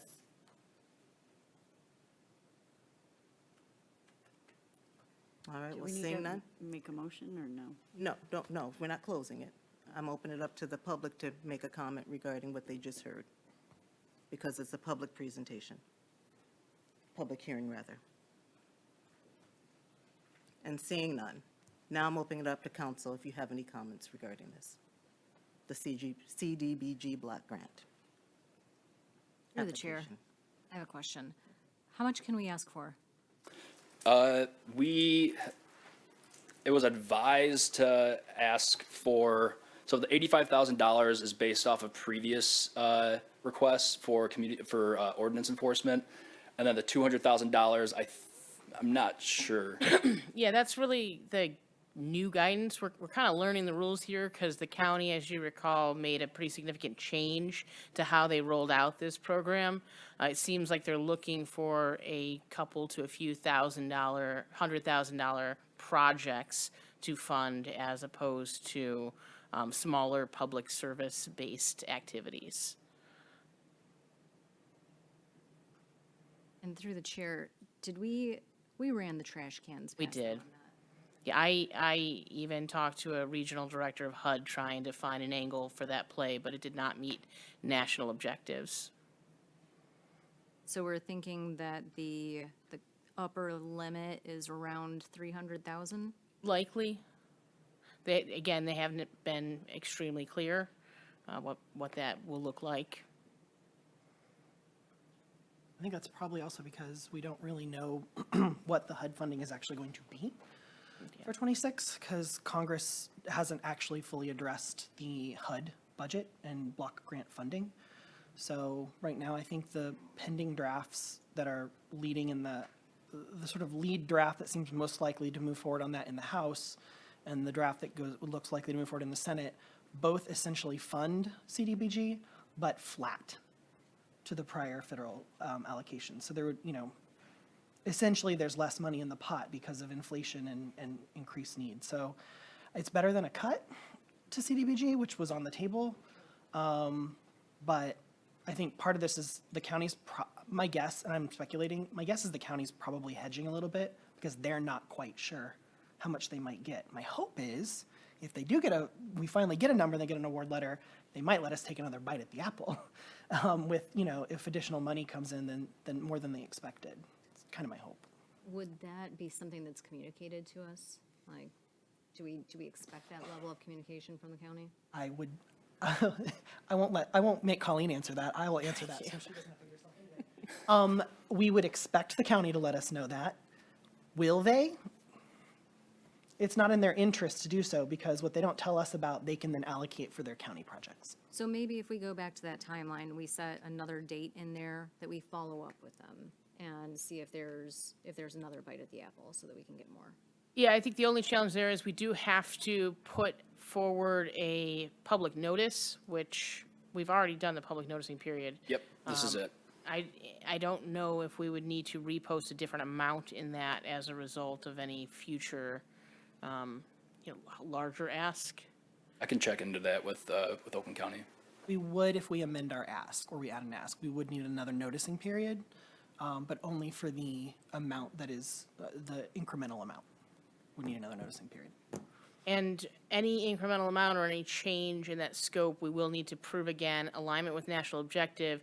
And like in the case of the ambulance that we're pursuing, Chief and CED have been working very closely on meeting that threshold of 40 or 45% AMI Correct. service, that the service area of the benefit has to meet a specific threshold. Making it harder for us to use. Yeah. However, one point of that threshold, our station is located in an eligible area, so that's kind of helping us out in our case here, so.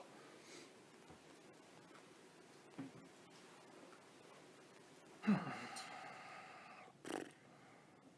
we have any other questions regarding CDBG funds?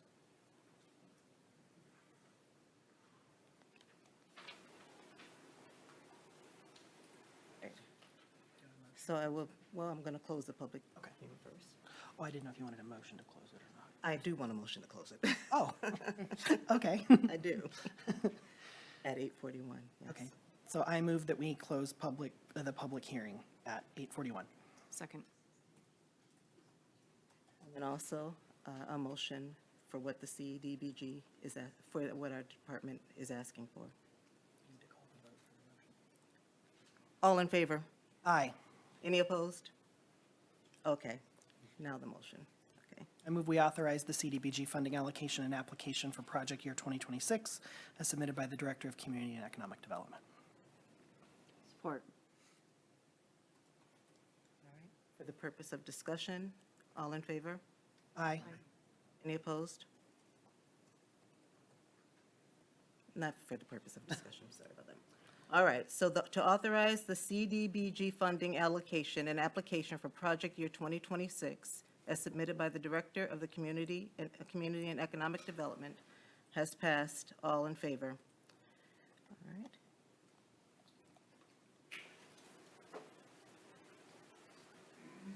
Now we are moving on to, let me get it together here, 1 second. All right. Okay. Our consent agenda. Consent agenda, item 7A, approval of the November 10th, 2025 meeting minutes. 7B, approval of the listed appointments and reappointments to the city boards and commissions. 7C, approval of the 48-month lease agreement with Toshiba Business Solutions in the amount of $63,522.72. D, approval of the annual payment for ESO software platform in the amount of $9,739.01. E, approval of the purchase of 2 black line gas monitors in the amount of $13,553. F, approval of the purchase of RCX Sports LLC for MLS Go Soccer uniform kits in the amount of $9,751.70. 7G, approval to suspend paid parking enforcement of the downtown parking system for small business Saturday in November, on November 29th, 2025. And 7H, approval of bills and payrolls as submitted by the Finance Director and subject to review by the Council Finance Committee. Madam Mayor, I move we approve the consent agenda as presented. Support. All in favor? Aye. Any opposed? All right. Now we're moving on to the regular agenda. We have one item on the regular agenda, and that is the agreement with Axon for automated license plate reader cameras.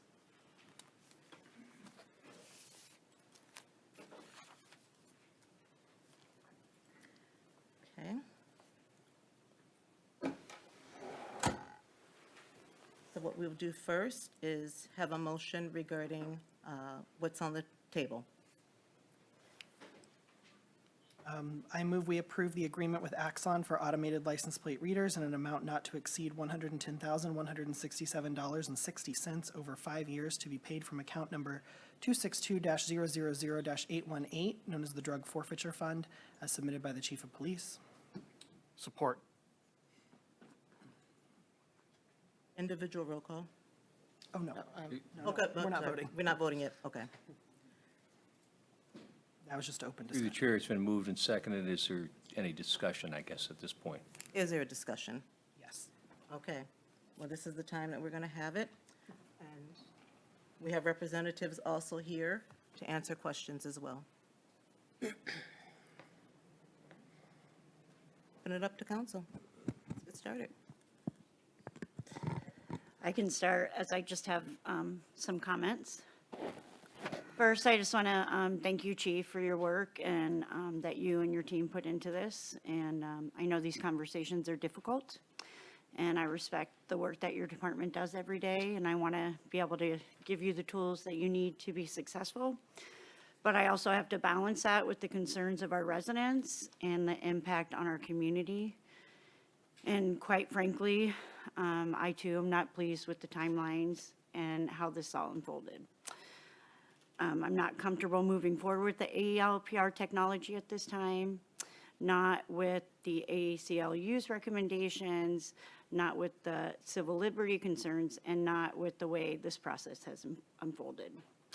Over the last month, most of the residents who've contacted me do not support the ALPR, regardless of the vendor. They're concerned about surveillance, privacy, and long-term implications.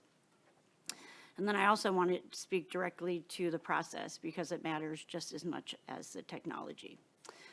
Us council members were notified 5 minutes before the community meeting that the FLOT contract had been canceled and that the department would be exploring other vendors. Residents didn't learn about it until that meeting. Then, just over a week ago, council was told another vendor would be recommended tonight. Residents only found out about that this past Friday when the agenda packet was released. All of this happened within about 2 weeks, 11 days, as everyone stated here. And in my opinion, that's just not enough time for us to do our due diligence for meaningful community engagement on a major public safety decision. This isn't about the technology or the vendor, it's about processes and trust. We can't expect the residents to have confidence in our decisions when the information comes within minutes or days of notice and not weeks. The timelines and the lack of community input make it impossible for me to be able to support this tonight. Given what happened with the timing and communication, moving this forward now would only widen the trust gap with our residents, and I'm just not willing to do that. And I just asking us to slow down, engage the community properly, and rebuild the transparency and resonance that our residents expect and deserve. Just take a pause, all of us.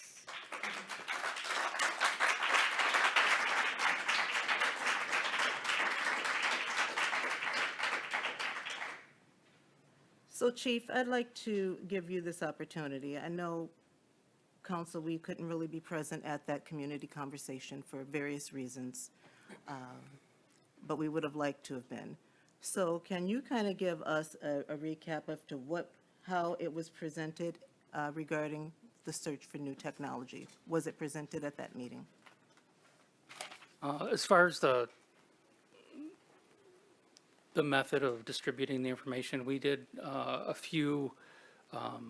we tried to start with a baseline level of information, not knowing who was in the audience. There are some people who are attending these engagement sessions for the first time, and we've had many engagement sessions dating back to 2023 when we started the pilot. So we've heard a lot of positions for, against, for, but not for the vendor. So it's a little unfair to say that we're not informed on what our community, how they feel about this technology.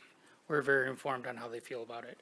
It's important to note that there is a large portion of the community that does support it. And it's, in my opinion, it's every bit as large as people who have been vocally against it, if not larger. So I think that should be taken into account, that we are trying to compromise. We're trying to represent the entire community, the business community, the people who are for it, and even the people who are completely against it. We tried to compromise. We tried to meet all of the ACLU recommendations that we could, and even the ACLU says that it is not a violation of the Fourth Amendment. In our conversations with the ACLU, the Fourth Amendment doesn't even come up. They talk about retention, they talk about reasonable suspicion, which we incorporated in our policy. There has been movement from our department towards the middle, trying to meet people halfway to try to give our officers a really valuable tool to solve crime. So in terms of, I've heard people talk about put that money towards prevention or prevent the crime. A lot smarter people than me for hundreds of years have been trying to figure out how to prevent crime. No matter what we do, there will be an element that commits crimes, and we have to be there to solve those crimes. From our standpoint, as a small little city, I'm not sure how much we can take our financial resources and put them into, social programs. Like, we only have so much we can do, but we need to focus on protecting our community as much as we can and holding those who victimize our community accountable. And this tool does that. As far as shifting vendors, I know that I've had conversations with council, I have conversations on a routine basis with the city manager, who in turn has many conversations with each of you. So after communicating with the community and hearing council feedback, and, I acknowledge that Flock let us down. They let people into our network, and it was not what they had promised us. It was going to be a more seamless transition to stay with them, but I understand the concerns. Instead of monitoring them to cut them loose. I understand that decision, and I support it wholly. But at the same time, there are only so many vendors at a price point that our community can afford to give us a valuable tool. So from that standpoint, I know it was a compressed timeline, but we were kind of informed shoppers at that point. We've been using this technology, or a form of this technology, for 2.5 years. We have engaged the community. We feel like we had a good grasp of understanding where the vendor was a shortcoming or the technology concerns. We felt, knowing the people or knowing the vendors in the market, that it was a very short learning curve. And we put the time in, we reviewed the quotes, we looked at their data security, and in the end, quite honestly, Axon is not anything like Flock in terms of data sharing. It's not a subscription. We own it, and we own the cameras, and we own the rights to it. They can't access it. I have complete control over permissions and networks and one-to-one sharing. It is actually what, at least I thought, all of you wanted in the technology. Now, I felt like we're already without this technology, and if we were to push this down the road, who knows how long we'd be without it. And it's going to take time to install something like this. So as of now, right now, we don't have it. And to say, yeah, I'd love to prevent crime, but we have to utilize the technology available to us to solve crime now. I am afraid for what would have happened had the FBI not thwarted that attack. I know that there's a good chance that people had friends that may not have survived that attack, including myself, friends and family who had been visiting these establishments. It hits close to home, and I know I don't have to tell you how important it is. I think there's some people downplaying how realistic that was or how close we were. I spoke to the FBI agents. I read the account. It was terrifying. We cannot abandon emerging technologies when it comes to law enforcement. We have to hold ourselves accountable, and I will hold ourselves accountable. I'm not happy with the last vendor. I knew that was going to be a problem, but it was a good product, and we were trying to keep a seamless transition. When I realized that it wasn't going to be possible, I didn't want to waste any time. I don't want to waste your time. I don't want to waste my time or the community's time. It was time to pivot and find a better option. And a lot of our engagement said to do that, said find a better option for me, Chief. So I did that. And I did it as quickly as possible because I think it's important. So that is my reasoning for a somewhat compressed timeline, but there's just truly only so many vendors out there within our price point to accomplish what we need. As far as this company, Axon, we've had fantastic service. We've never had an issue with any data security ever since we've gone to Axon for evidence storage. And I will be supporting a renewal with Axon when it's time to renew our body-worn camera system, our in-car video system, and our evidence.com. They're the gold standard, and we're going to continue to recommend them. So that's how strongly I feel about this company. I can turn over the floor to Dom and Jordan to speak about, some of the comments made during call to audience, if you would like to hear that. But they're here at your disposal. I brought them here to speak to their company, their mission, the terms of the contract, the technology, and data security. I brought them here as a resource. I encourage you to tap into their expertise. They're going to be able to answer things that I may not be able to. So we're here at your disposal. Open it up to council to ask any questions of Chief or of the representatives at this time. Through the chair, I have a laundry list of questions, if you're amenable to it. Madam Pro Tem, before we do that, can I make one blanket statement? Of course. I just want to make it clear that these representatives from Axon are they're not on the board of directors, and they are not the CEO of Axon. Sorry. No promotion for you tonight. So I want to make sure that equally we're being respectful of hearing them, and we're not directing any attacks toward them. They are doing their job, and they are representing their company as they are paid to do.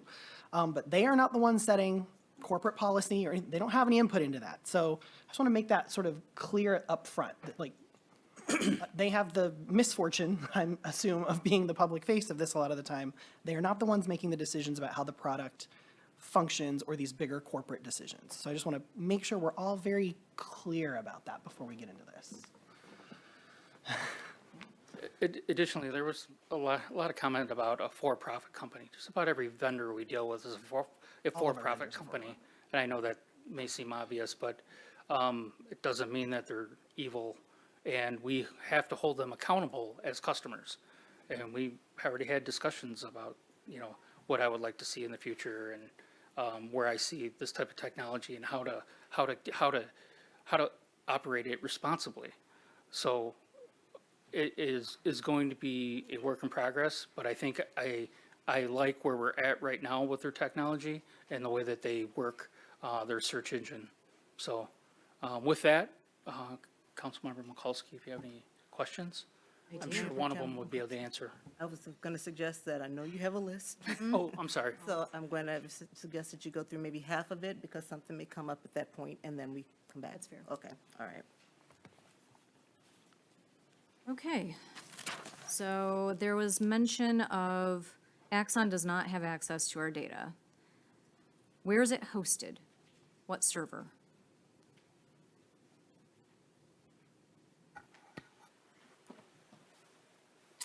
Good evening, Mayor, Council, Chief, Community. First, I want to start off by thanking you for our opportunity to be here and speak on behalf of Axon. Councilmember, to your point, it lives within evidence.com. A lot of the data and everything that lives or comes from these technologies will be for the chief, toggled by the chief. It doesn't live within our servers at all. Okay, who owns evidence.com? I don't know exactly who owns evidence.com. Okay. I can get that for you. I would need to know with greater detail where the data is hosted and who has the contractual ownership of that server. If it's Amazon Web Servers, if it's a server that is locally stored somewhere. I know that it's not going to be a local server on our part. That's correct. And you don't have any sort of detail on that? I can get you the breakdown of where that exactly would live or what toggles it's on. That would be very helpful. Yeah. Can Axon access or review any of the data, including for troubleshooting, analytics, or de-identified purposes when it is hosted within those servers? No, not unless the chief authorizes that. What de-identified data is collected and who receives it? You know that based off the system. Restating your question? There was multiple mentions of de-identified data throughout your master service agreement, and I am curious what the de-identified data is, what kind is collected, and who receives it. Where does it live? We'd have to get that, sorry, I don't know. Are subcontractors, cloud vendors, or technical partners given any access to data? No, it all would all live within the chief and your municipality. And does Axon use any customer data to train AI models like Draft One, Auto Transcribe, Smart Capture, et cetera? No. Okay. Do you want me to take a pause and? That was short, keep going. Keep going, we love it. Got a laundry list here. Does Outpost ALPR capture full-frame video, detect human forms, track individuals, or support attribute-based searches? Are you thinking facial recognition? It could include facial recognition. We don't authorize facial recognition. Gait analysis. Chief, we would know that. Gait analysis. I'm sorry, what was the question again? Do Outpost ALPR capture full-frame video, detect human forms, track individuals, or support attribute-based searches? Attribute-based searches such as vehicle fingerprint, or are you talking about like people? I would say any of the above. If there are attributes that we can use for vehicle searches, it would be helpful to know what those parameters are. And if it does detect human forms, can you use any attribute-based searches for that? There's several different operating models for this. It does have the capability to do video, but we will not be using that feature. And I solely will have the ability to control that. It's not something that we value or will use at all. I'm the only one who will have access to making it, converting it from an ALPR to a recording camera. But quite honestly, it has very little value facing the roadway, and we would not be using it as such because it wouldn't align with our policy. And is that live streaming video or captured video? It has the capability to do both, but We it's won't not use an either. option that we'll be using. It, like you said, there are multiple police agencies that may choose to use these features, but they give us the ability to turn them on or off. And it's not within our policy, and it will be off, and I'll be the only one who controls that. But quite honestly, there's very little reason to even use it, but we will not be using it because it violates our policy. Great. I hope that answers. But you can search vehicle attributes, make, model, that type of thing, if that's what you're asking. But it captures just photographs, much like the previous product, photographs of license plates and of a vehicle. But we will not be using it, the full capability of the product. Yeah. So that answers part of that question for the full-frame video. Does it detect human forms? That I do not know. Can we find out that answer? Yeah, if you're in regards to facial recognition and that sort of thing, or clothing attributes or a particular race or that sort of thing, that's not what it detects as well, but we can get that in written form for you. Yeah, I would go so far as to say we're also looking to identify if it can just identify that there's a human present. Got it. Are these features technically possible on the hardware even if they are not enabled? And you have answered that, Chief. So live video is possible and captured video is possible. Can future features be remotely added through updates without city approval? No. How will the city be notified of all changes to terms, conditions, or AI roadmap features? Via the chief?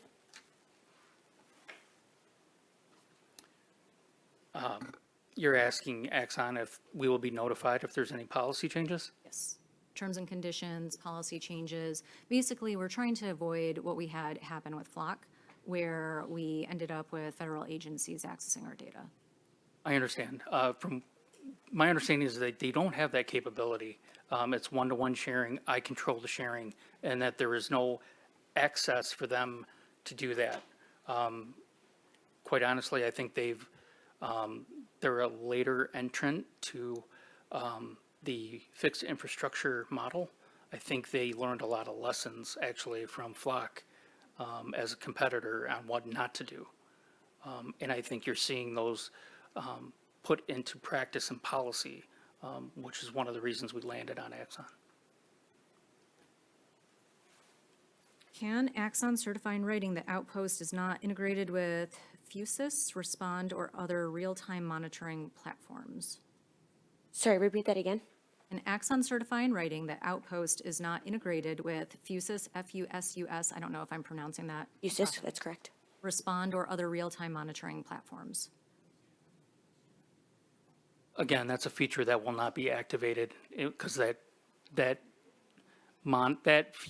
feature used in real-time crime centers it uses the video and live streaming feature, but we will not be participating in that. It's a violation of our policy. It'll be off. Should I pause for additional questions from council? Does anyone else have anything that? I'm liking how this is going. Keep going. What is the exact retention period? It sounds like we have control over the retention period. I'd like a little bit more information about that.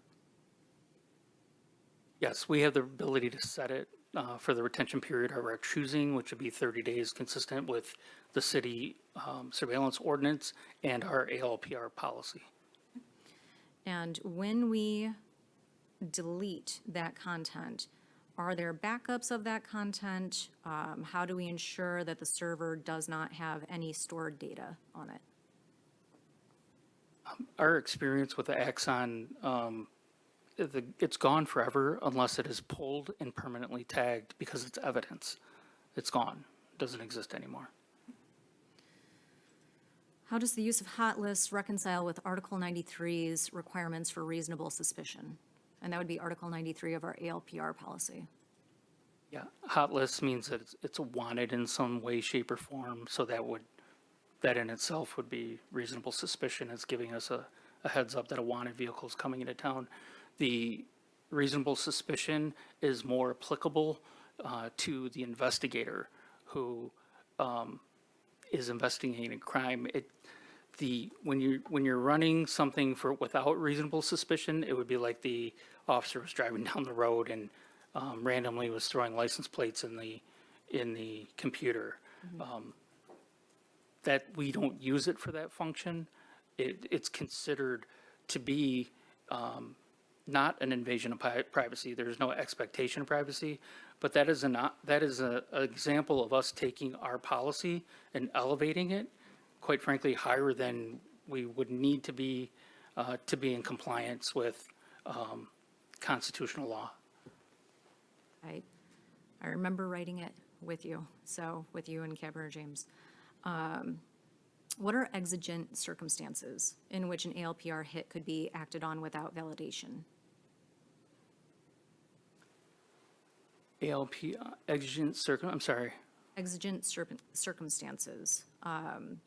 We did have reference to that within our ALPR policy, and I gotta be honest, I don't remember exactly what it meant, so I thought it would be nice to have some of that on the public record. Yeah, that's part of a model policy from probably IACP or MACP, and we don't have, if you have exigent circumstances, you are within a reasonable suspicion. If you're investigating a crime or incident, you're well above reasonable suspicion at that point. As far as exigent circumstances, more typically applies to obtaining information short of a search warrant, or you would do possibly a search warrant after the fact. Quite often, you use exigent circumstances to obtain like vehicle GPS location in, say, like an abduction case. You would reach out to that provider and give them their reason, and they would consider it exigent if it meets their criteria to not warrant a search warrant prior to releasing that data. that's where kind of Okay. exigence applies. So as it applies to our ALPR policy, it's kind of really doesn't come into play. Yeah. Yeah. I feel like we should probably spell that out in the future, and revisit that ALPR policy so it makes a little bit more sense for the public, as well as just from a practicality standpoint. Couple more questions. I promise I'll hammer through these as quick as I can. Does the contract provide the city with audit rights over Axon's handling of data? I know that you say that we're not handling data, but I am curious if we can audit who's accessing the data and who accesses the servers that hold the data. Yes, I believe that you can. Like we said, the data would live within you. And pursuant back to the question with evidence.com, Axon owns evidence.com, so it all lives within that. And so, yes, you can totally audit the data as well. Where is the data stored geographically, and what happens to any sort of backups and redundant storage? So since you just mentioned that evidence.com is part of the Axon portfolio and that there is some backups associated, well, not backups, I take that word back, that there's a data storage component there, are we expecting that evidence.com storage is a potential contract that we have to analyze just to make sure that there's no data sharing within that? Is there a dual data hosting responsibility there? Quite honestly, it's probably separate. When I mention evidence.com, it is, we use that for pictures, voice recordings, video recordings, all that type of evidence, and it's shared digitally with prosecutors and probably defense as well, with a specific link. As I don't know that it's probably on a server adjacent to, or I'm not sure how that is, but we haven't had, there is no data sharing with evidence.com. That is secure evidence that has to be tracked. And there's an audit form because we have to testify to a chain of evidence for that when we go to court. We have never had an issue demonstrating that that evidence is true and uncorrupted. There's never been an issue as far as I know anywhere.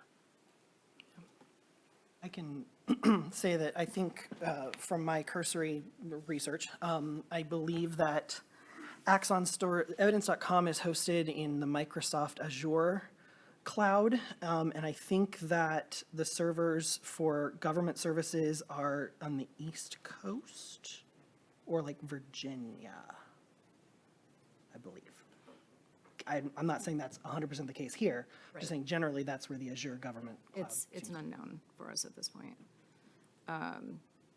Is every search, alert, and access event logged and FOIA disclosable? Repeat that again. Is every search, alert, and access event logged and FOIA disclosable? Yes.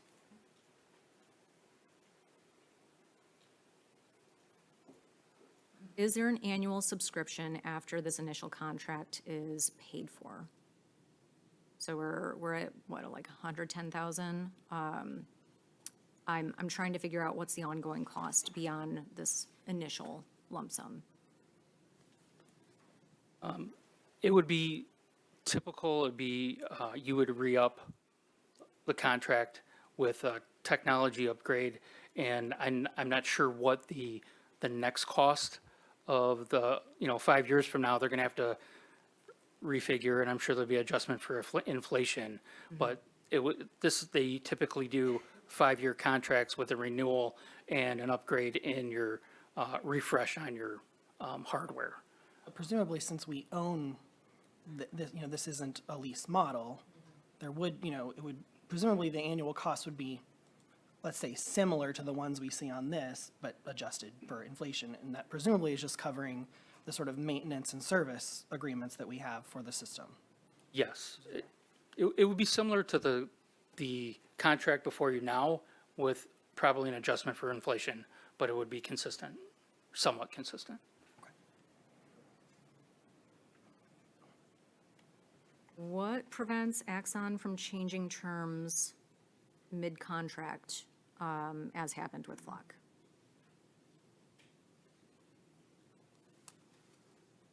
I haven't heard of that. I guess contract states that they're not supposed to. It's our responsibility to conduct those quarterly audits to make sure that that's not happening. I think we learned our lesson the hard way with Flock. And we haven't been hurt yet with Axon, considering we've been there with them for over 4 years now. But like I said, we learned the hard way that we need to be vigilant in our auditing processes, and the administration will be conducting quarterly internal and external audits to make sure that that data is consistent with the contract and their policies. That we have to hold a vendor accountable in any purchase or contract in the city, that we need to do that. Sorry, Chief, one more thing.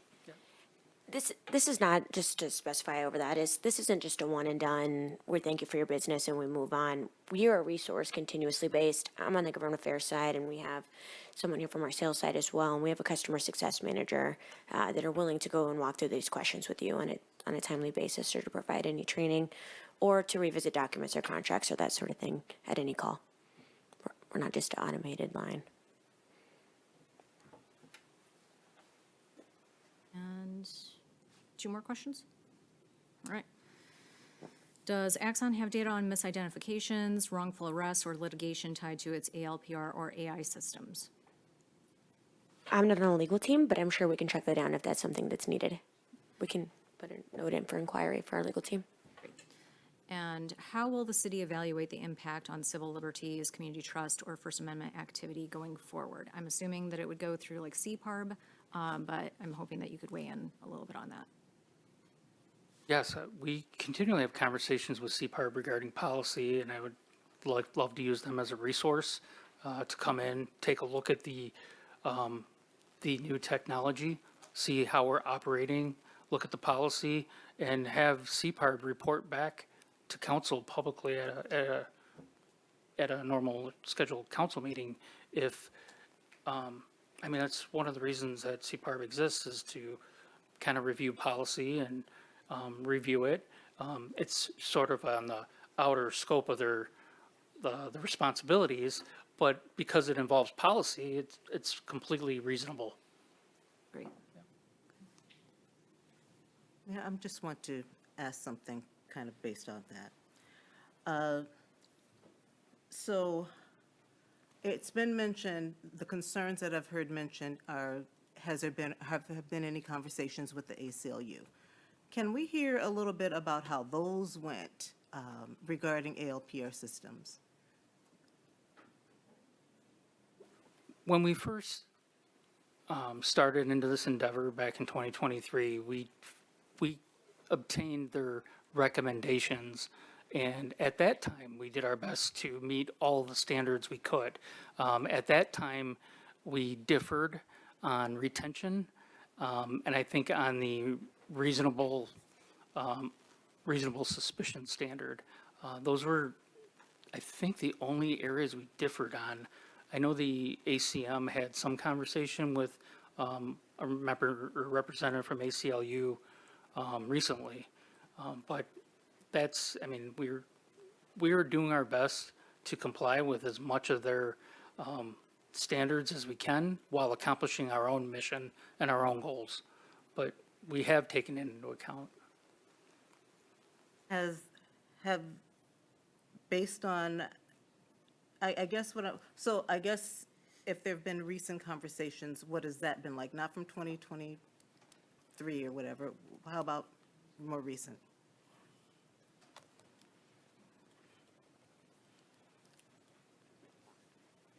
Good evening, everybody.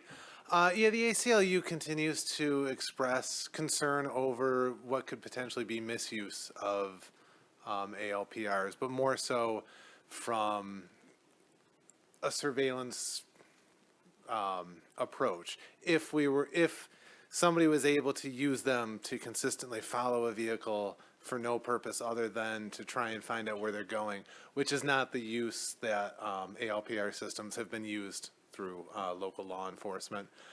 They did reiterate that, of course, they would like to see retention periods be as little as possible. They're hoping for 48 hours.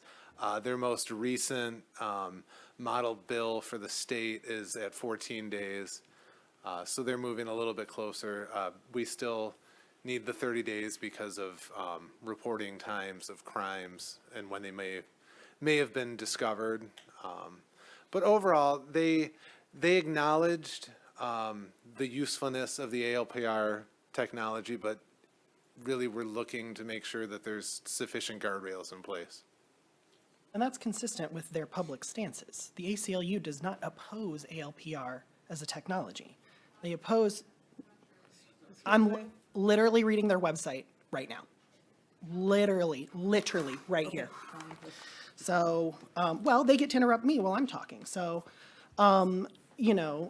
they don't oppose ALPR as a technology. They oppose misuse of ALPR, and they support strong policies regulating their use, including model statutes and model ordinances. And we've had those conversations. So it's not accurate to say that there's a blanket opposition to this. It's an opposition to misuse. We've spoken with them, and they've reiterated that. And I think that's really important to note. They literally say, these, unlike, you should strive for a policy regulating the use and to ensure that the minimum number of people and uses of that data are guaranteed through a strong policy via ordinance or state statute. Nowhere on their website did they say you can't do this, or they blanket oppose it. They simply state that if you're going to have it, you need to have it regulated and thoughtfully so. I think we're doing that based on our policy so far, which in fact the ACLU has said meets their standards. They said our policy is a very good policy.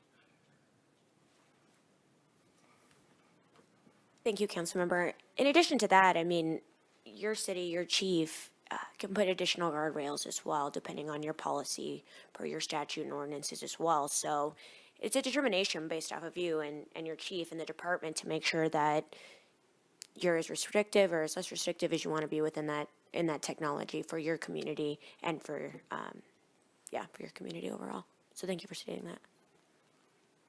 In addition, there are plenty of guardrails that we're happy to do a tutorial as well through this policy and what this looks like as we move forward as well.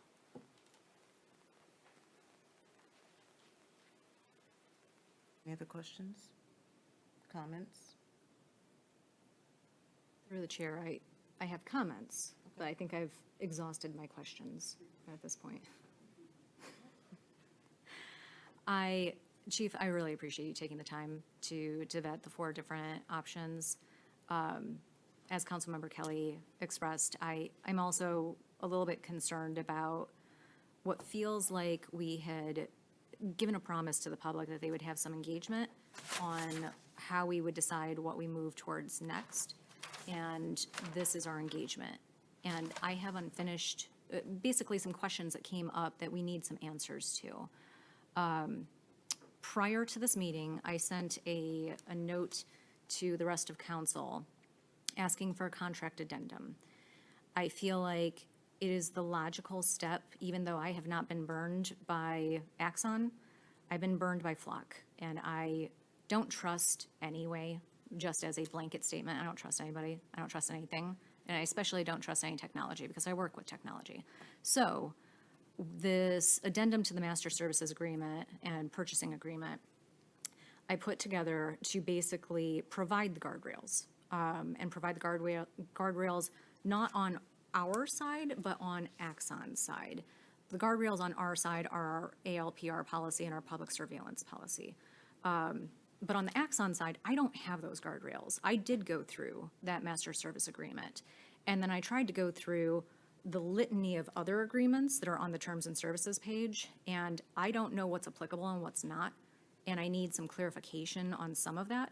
In an ideal world, what I would love to see is some of those questions answered in a public feedback session where we could make sure that everybody's clear on what this can and cannot do, and how we came to the decision, because I think you made it very clear tonight with the table that you put together that showed how this is a better solution based on the parameters that you set forth. But what I really need, if this is something that's going to move forward, I really need a contract addendum that is going to spell out very specifically that de-identified data isn't going to be used. Basically, one of the points that I made in here, de-identified data means that any Ferndale ALPR data from which Axon attempts to remove identifiers regardless of re-identification risk, we spell out exactly what it is. And then we spell out data ownership and control. So Ferndale ALPR data and agency content are the exclusive property of the city. Axon will not access, use, analyze, store, share, disclose, copy, or reproduce any ALPR data for any reason other than providing contracted technical support unless the city provides explicit written authorization. Axon is prohibited from using any Ferndale ALPR data, including de-identified data, for machine learning training, algorithm development, commercial product improvement, internal analytics, or testing unrelated to Ferndale's system. There's a section in there that is an automatic opt-out within the contract addendum that I wrote that says the city is automatically opted out of Axon Customer Experience Improvement Program, so the ACE IP, and any similar present or future programs. That Axon cannot collect, analyze, store, or use any de-identified segments of agency content for any purposes, and that you won't use any sort of aggregated, anonymized, synthetic data sets based on our ALPR data. There's a section on third-party access, basically saying Axon will not share or grant visibility to DHS, CBP, ICE, FBI, fusion centers, or federal or multi-jurisdictional entities unless the city provides case-specific written approval. I understand that sometimes that may be necessary, but that would be within the legal parameters spelled out. That there would be no cross-agency data pooling into any national, regional, federated, pooled, or cross-agency search environment, that there should be no facial recognition, biometric identification, human form detection, person tracking, gait analysis, or any AI-driven human analytics, that we will not accept any live video streaming, real-time monitoring dashboards, Axon Respond integration, Fusus integration, am I saying that right, Fusus? And any remote live view capability, that there's no audio recording, that there's no capture of private interiors like we spelled out in our surveillance ordinance. And again, that there are really precise parameters on the changes to terms and conditions so that Axon would have to provide the city with 90 days advance written notice of any proposed changes, and that none of those changes would apply to the city unless explicit written approval was provided. And if the city rejects any change, Axon must continue to provide the service under the prior terms or permit termination without penalty. And we haven't even talked about termination tonight. That's not really spelled out in a way that I could understand within the master services agreement. So with all of this, I mean, this is a big mind dump that I spent all weekend working on, plus part of today. I don't know how the rest of council feels about it, but I would urge us to at least consider having a public engagement session that also looks at the contract addendum to make sure that it aligns with what the expectations are for the public surveillance ordinance, the ALPR policy, and everything that's been presented tonight, so that we can also get feedback on that, just to make sure that I'm hitting the right mark. I think I am, but I don't know what I don't know.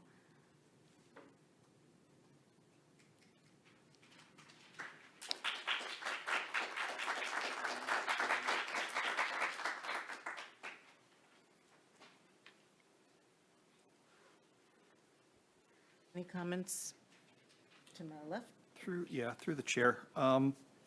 So I want to thank everyone for coming out and sharing your concerns regarding Phlox, Axum, the ALPR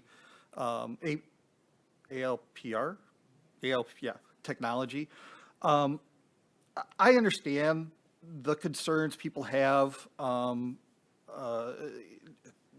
that they've shared with me, based on the events that have occurred in other states. And I also know that we have policies in place and a police department that have proven themselves to be professional in their interactions with the community and respectful of people's civil rights. While the community response at public meetings and on social media have been overwhelmingly against this technology, there has also been a significant number of people who have privately spoken to me in support of the technology. Particularly business owners and senior citizens have been the most significant. When I asked if they would share this publicly, they declined, telling me that they have watched people be attacked when expressing support, and that it was just easier to reach out to me and not deal with the backlash on social media. We've had this technology for over 2 years, and it has proven to be a positive source of information in helping solve crimes. Over that period of time, no one has come forward saying our police department has used the technology to accuse an innocent person of a crime. The city has a community police advisory board, review board, where anybody can bring forward an issue regarding our police department. That has not happened to date. And in speaking about the CPARB, members of that board have been very vocal about supporting the use of this technology. On November 11th, First Merchants Bank on Woodward was robbed. 2 days later, the suspect was apprehended. Incidentally, he was arrested on the same day that we disconnected the flock system. It was discovered that the suspect committed a robbery 4 days earlier on November 7th in Ann Arbor, and that he robbed another bank just prior to him being arrested in Mount Clemens. Our ALPR system was critical in helping solve this crime within 48 hours, where Ann Arbor, without this technology, wasn't able to do this. It's hard to say how many more banks he might have robbed had we not had this technology at the time. Hard to say how many people we're not able to apprehend right now because we don't have this technology in operation. Something that hasn't been shared a lot because it's hard for people to talk about publicly is when you're the victim of an unsolved crime, particularly a violent crime, you wish there was something that was available to give you closure. Along with the violation that stays with you, there's a fear that that person that you don't know may come back. There's a fear that someone standing next to you or within this room may have been the person that that violated you. You want something, anything that will help the police department solve crimes quickly. The sooner the better. And I'm sorry, but if this technology is available to help our department solve crimes, I'm going to support it. Sorry, I'm getting a little.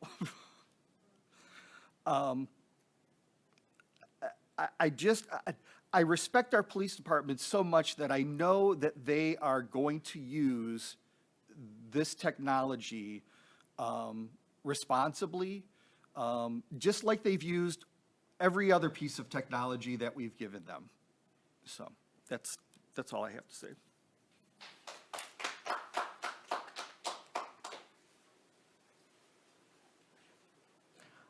I just, echo a lot of what Councilmember Polika said.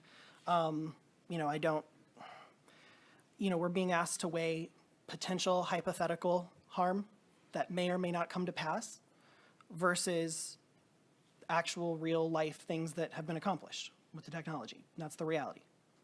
We've solved a murder. We caught a murderer quickly. Two murders. Armed robberies. These are actual things that have happened. And while I'm sympathetic and empathetic to the desire to eliminate the carceral state, that's not what this council is here to do. I don't have any control over the criminal justice system. We never will. That is not our job. When someone has broken the law, they get punished, period. I'm not here to discuss whether if someone stole a car, they should not have to be punished for that. They should. That's how society works. That's an ordered society. We can try to address the root causes of crime all day, and I'm willing to do it. But I agree with you, Chief. We don't have the resources to do that. And the reality is, it's not really arising from our community. And so we can't, if I implement those policies here in Ferndale, I will make an impact for Ferndale people. We need to. I mean, you can boo me, but like, again, how many of these crimes arose from a Ferndale resident doing them? 0 of them. Thank you. So we can solve the root causes of crime. No. So We need to not be yelling from the audience, please, and let them speak. So this is the thing, right? You all want to have your voices heard, right? You want to be able to speak publicly. Sarah, you can, what are you doing? You can do that, but then when I have an opinion. You know what? No. If we're going to do this, we need to just, You're shaking a paper at me. While I'm trying to talk. So. we need, Again, you guys claim you hear want to be him. heard, but then when we have opinions, you yell over people, you boo them, you talk about it. That's not dialogue. Your job is to represent us. Cool. Guess what I'm doing up here? okay. That. All right. I don't want to call a recess. Let's just get this conversation going, please. So it's a good point. We're here to represent people, and that's true. There are about 35 people in this room. There are 19,100 people in Ferndale. So when you say we represent you, I represent all 19,000. You are not all 19,000. I have gotten emails from people who want this. And you're saying that that opinion is not valid, it shouldn't be spoken. That's what's happening when I speak. I get booed, I get told that's the wrong opinion. Well, that's not the dialogue you claim you want. If we have a public meeting, how's that gonna go? Can community members come and offer their opinion? Their honest one? How will that go? Because if a resident watches this and sees that if they offer that opinion, why would they feel free to come out and engage in a public meeting? Through the chair, could I speak directly to you real quick? You may.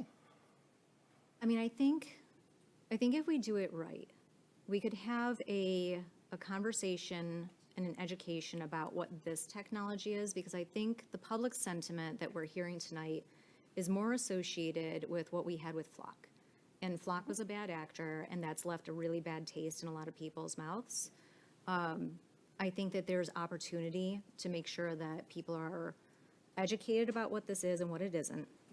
And to look at the guardrails that I'm proposing that we put forth so that they can understand that we have done our due diligence to make sure that we're putting something together that can't be misused.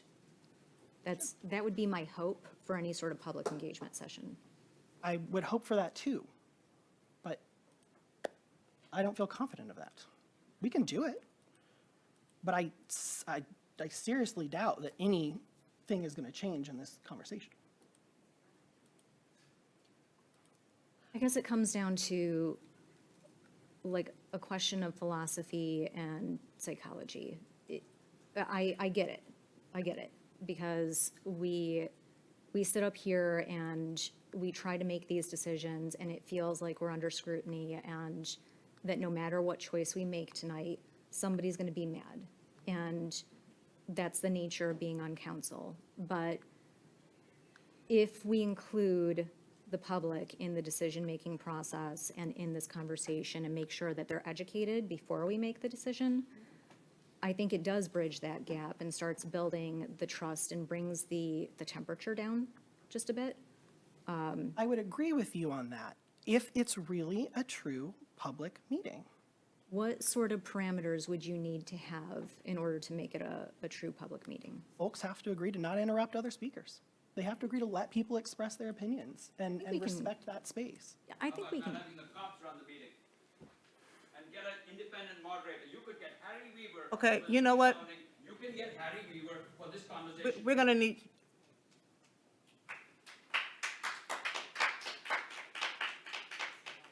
I'm sorry. when you were at the podium, we let you speak. Let our conversation happen, the dialogue happen here. Can I get that from you? I really need that from you. Just like we let you speak, we need to make a decision here as to how we're going to move forward. So allow us to do that. I understand, Mayor, but you also understand that I've been speaking there for 2.5 years and been disenfranchised. We have asked for moderators and experts in civil liberties and privacy Okay. to moderate a public conversation. All right, The all right. goalposts are always But I did hear that our department heads have reached out to ACLU and got some information. We are getting information now. And now as a council, we need to deliberate as to what we need to do about this. Without interruption, without interrupting council members, we need to be able to let them be able to have that conversation. So, to resume my thought, we can try to address the root sources of crime in Ferndale. Like, that's important and we should do it. We should be putting as much money as we can and encouraging things like the Renaissance Vineyard Food Pantry and other programs like that, ensuring that Ferndale schools gets the resources they need to do what they need to do. But at the end of the day, when a crime is committed, it is our responsibility to address that. This is a tool to do that at the end of the day. And so, again, I don't share the concerns that others do. And there are many residents who also don't share those concerns. And I believe that our policy is good. I believe that our police department will abide by the rules we set. I believe that this vendor, once we've had this education session, this is as good as it's gonna get, right? Like, I mean, like, we found a vendor that is pretty much met all the checklists that this body gave the city manager and the chief, right? Like, it pretty much checks the boxes we set. So I think we've done that due diligence, but I'm open to, sure. But what at the end of the day are we hoping to get out of that process? How will that inform us as a result for making this decision? That is a very fair question. And I would say for myself, the feedback that I'm looking for from that public engagement session is, did I miss anything within a contract addendum language that I put forth in terms of technical areas that I'm missing, things that I may have just overlooked? And then really just truly community buy-in on understanding what this is and what it's not. Those two things, if I can check those off my list, then I'm good. And that is rare for me because we all know how I felt about Flock. And I was loud and I made a lot of noise about it, and I'm glad that it's gone. If I have to compromise and use a tool, then this is a better tool, but it still needs guardrails. So if we can get those guardrails through a community input session and have those nailed down, I would be pretty darn happy. And I don't know how the rest of council would feel about that. So my question is this. I'm sorry, I don't remember your name. Jordan. Jordan. I saw you writing down some notes regarding some of the concerns or the questions that the Mayor Pro Tem had. Chief, I am wondering, what is your take on getting some of those, getting those questions answered before we go into this agreement? I mean, the contract language, it's not really in my wheelhouse. I think that they could get the answers. I think that the city manager is fully capable of negotiating these items that are important to council into that final agreement, should council wish that. All right. I just want to make a statement. I know for a fact that technology, no matter what kind it is, can save lives. I know that. And I know that our police department has not done anything nefarious with the technology that they had. We got some disappointments, and we got rid of that contract. I know that you have used this technology to the best of your ability, and it has served as far as solving some crimes. I'm not saying it can prevent it. I never said that it could, but it has helped to solve some crimes. And I am not against this type of technology, because I can tell you we come across department heads every day wanting to utilize new equipment, needing new things that they want council to approve on, and we get those approved hands down. I think that you're asking for a tool. I think you're asking for a tool to help your department be even more efficient. And I frankly don't have a problem with that. There was some issues that came up with Flock.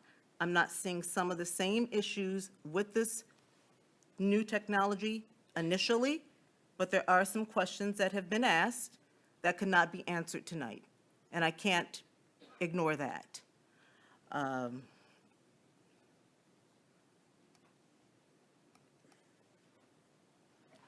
I'm not opposed to this type of technology, and I need to just make that very clear to people, because again, I know technology saves lives, and I know it's forever evolving, and I think that our department has been very responsible as far as utilizing it, our police department. I guess now what we need to decide is whether or not we're going to vote on this tonight and go through with it, or are we going to get some other questions answered? Can we look at the calendar and figure out how this would work? Because we don't have any other council meetings left but the December session, where we have 2 in 1. Right. So, you know, And through the chair, we would also need, if we're going to bring this back to council, again, this gives us the opportunity to have a public input session. And we would need to identify when that timeline would be, like, how do we do it? Is it going to be Zoom? Is it going to be in person? we have to back into it from the 15th. Oh, that's the That's our council meeting? December meeting. Mhm. So I guess one of my questions would be to Jordan. So Councilmember Pro Tem had a lot of follow-up questions and has the proposed contract addendum items. You're obviously going to have to run that by your legal counsel. So how long realistically do you think that would take to run a lot of these sorts of items through the proper channels for you to see if Axon is willing to sort of get on board or sign off on these kinds of terms and conditions? How long do you think that might take you?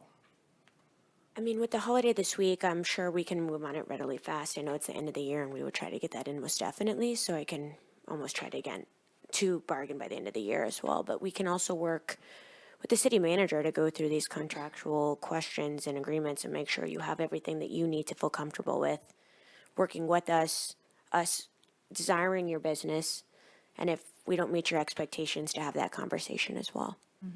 Is it possible for, this may be unusual, it's not super unusual in some of my other experiences with government procurement, but is it possible for a member of the legal team to actually become part of the conversation with you and the city manager's office? Of course. I find that that's a lot faster than trying to play telephone with legal stuff. So if that's possible, that would probably help a lot. Yes, I agree. Most definitely, we can have our legal representation work with the city manager, chief, and council members, whoever is desired.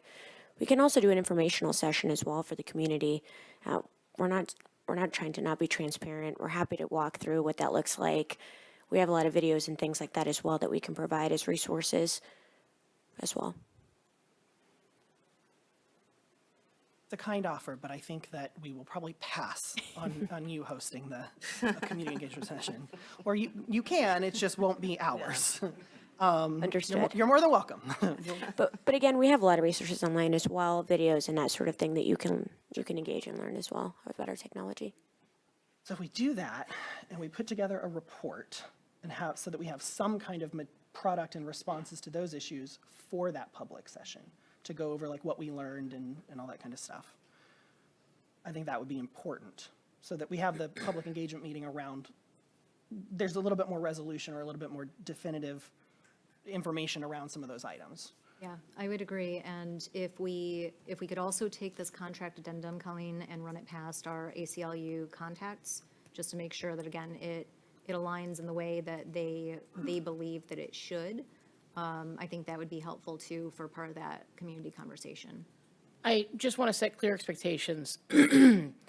I hear what everyone's saying. I do think we are setting a highly aggressive goal to have the master service agreement fully amended by December 15th. So I want to prepare this council for the fact that we may still be considering approval conditional upon continued negotiations with my office for that effort. I think if we're talking about gathering additional community feedback, negotiating with Axon's legal team, and getting input from the ACLU, I do have a life outside of this office. I love you all very much, but 3 weeks is a very aggressive time frame in which to do that. So as long as we are clear on that expectation that that may just be a part of the process, then yes, of course, you know, I'm happy to take and lead that effort. Okay. And through the chair, when do we think we could have a, I mean, in that case, if it's going to go through you first for vetting and working with Axon to make sure that the contract language is acceptable by both parties, when do we think we could do a community session? Well, if as I've heard tonight, the goal of the community session is to educate on how the technology that we're recommending aligns with the concerns that we've heard, then I think that's something that we can turn around sooner than the contract being completed. Okay. Again, with reference to the fact that certain terms of the contract were still being negotiated. But really the big issues, the data ownership, third-party access, the disabling of facial recognition or human analytics, and alignment with our existing policies, which is what we've heard consistently throughout this messaging as the top concerns, I think we can easily speak to, and I may borrow some of Axon's information for that, but it can easily speak to how the technology does meet those demands. And I would go one step further and just say, speak to it and how it meets those demands, but also speak to what we have set forth in terms of intention and how we want to have a contract addendum that will specify certain things. And I have those bullet points. I think they are very solid, and I think they meet the needs that the community has expressed. So if we can have those as part of that discussion, so that people know that we are Yeah, setting working those- through, yeah, yes. that we are setting those parameters and that we are setting those guardrails. There's been a lot of talk about Flock violating those, and the change in the way that Flock had operated. So even though everything looks good right now, I'm thinking 5 years from now, or 5 months from now. Again, no offense to Axon. I don't know you guys. And you could do something and I wouldn't know until after you did it. Can I make a request? Hearing community comments, hearing comments tonight, it's clear that it doesn't make sense for this session to be hosted by Axon or perhaps the police department. Would one or two members of council be willing to assist with leading that session as representatives, as duly elected representatives of the community, to host the conversation? I'm happy to help with that, to coordinate the actions, but if we're looking for more neutrality, perhaps a council-led session makes more sense. I don't know how neutral we are, but. Yeah. Well, I'll just pick one from each side then. Yeah, pick one from each side. Why can't I remember her name? There's someone that we've used to do moderations for committees. So when we've had the financial Review Commission and the Facilities Task Force. Why can't I think of her name? Brittany. Was it the? Brittany, thank you. Yeah.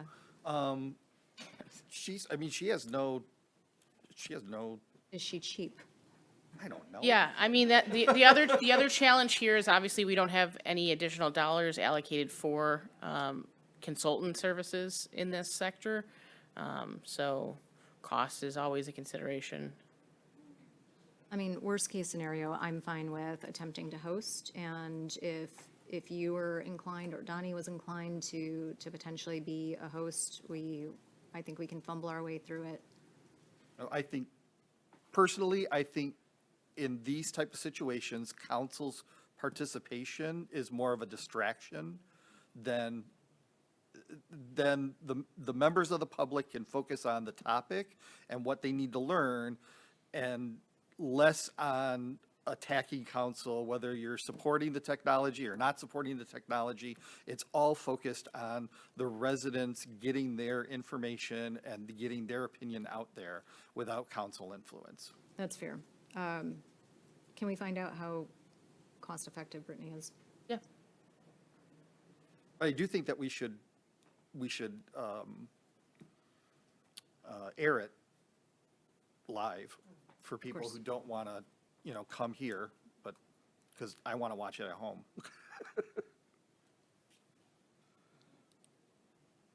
All right. So at this point,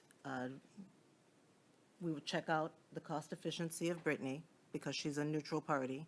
I don't agree that council should do it because I believe we're already split about that already up here now.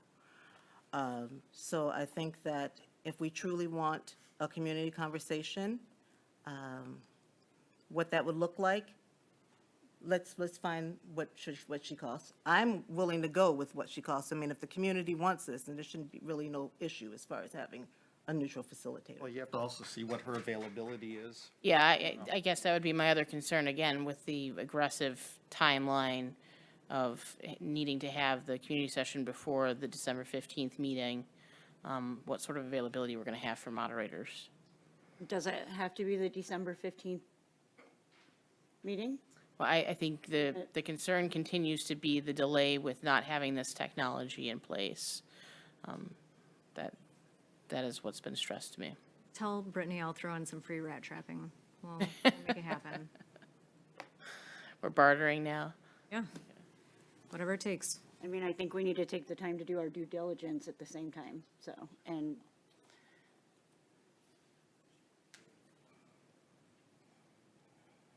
We're voting on the 15th. Go ahead.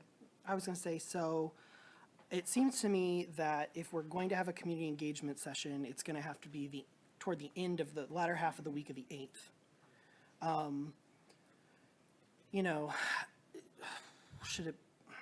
It's always tough to pick like a weekday versus like a weekend because city staff don't work on weekends and we'd be asking them to work on a weekend, and I don't think that's fair. So if,